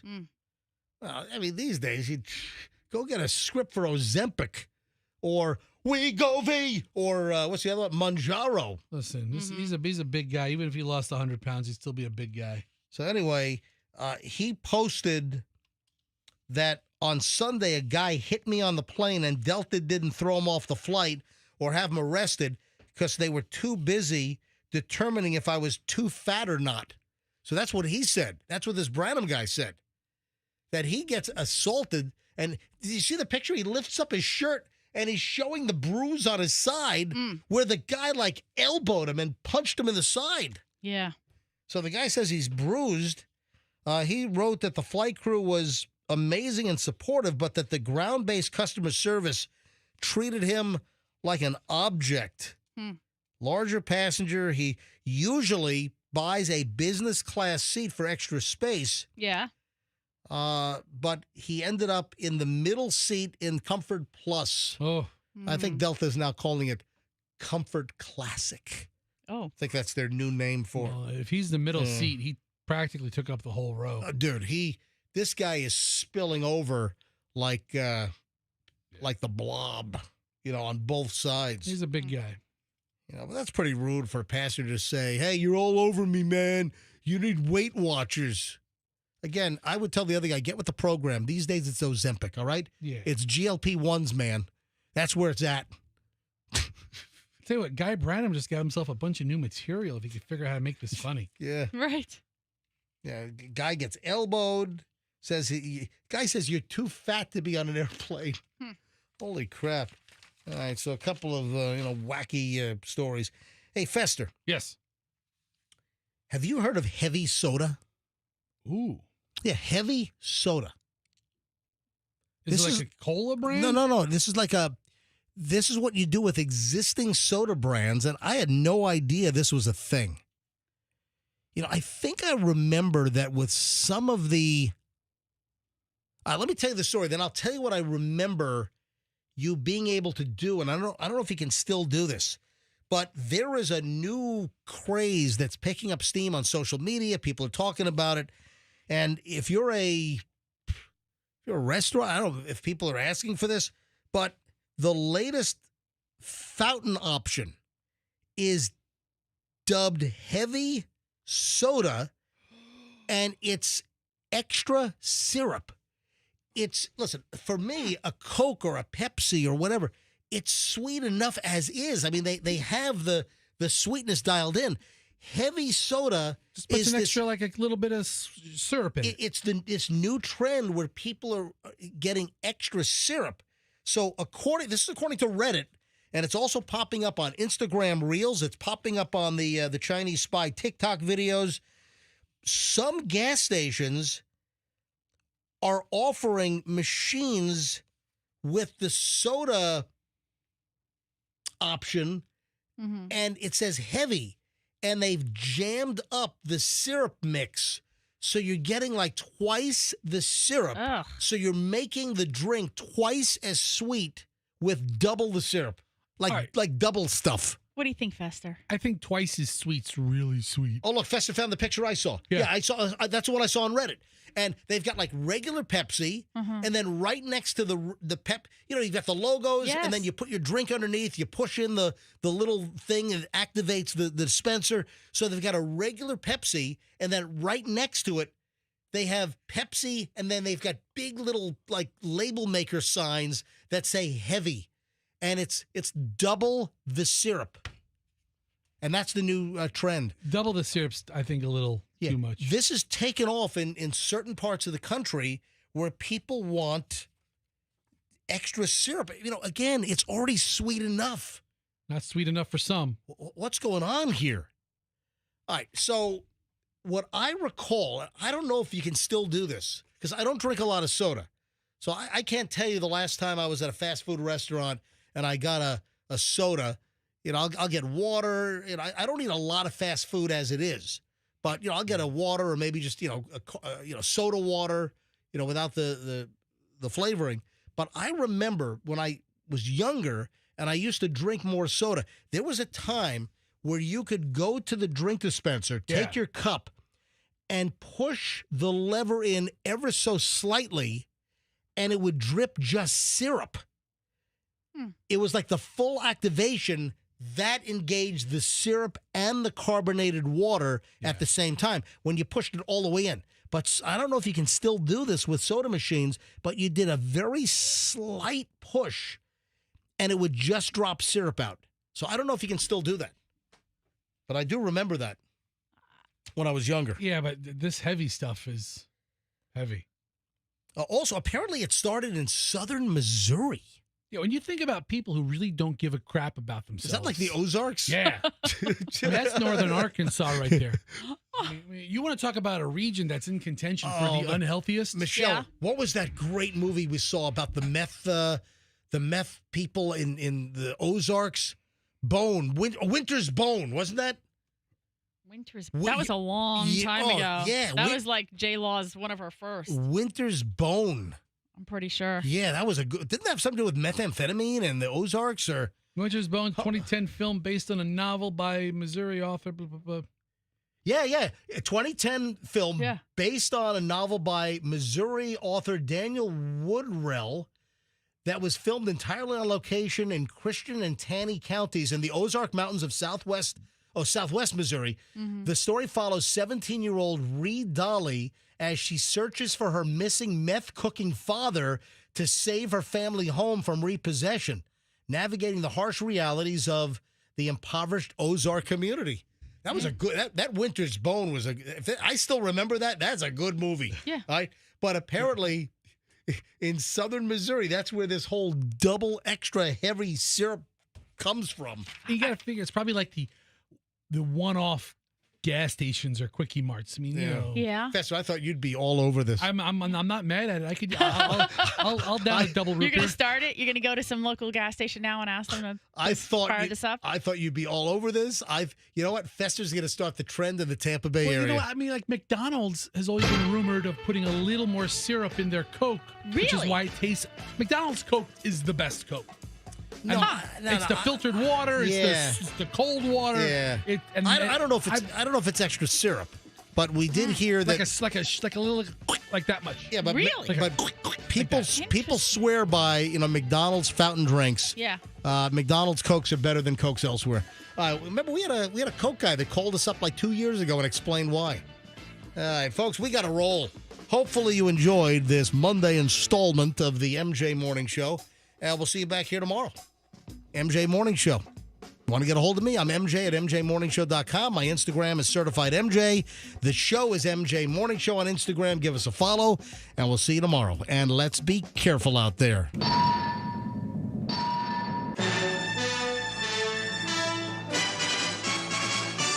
The Q105 app is your connection to all the big contests. Powered by Anajar and Levine, accident attorneys. Call 1-800-747-FREE. That's 1-800-747.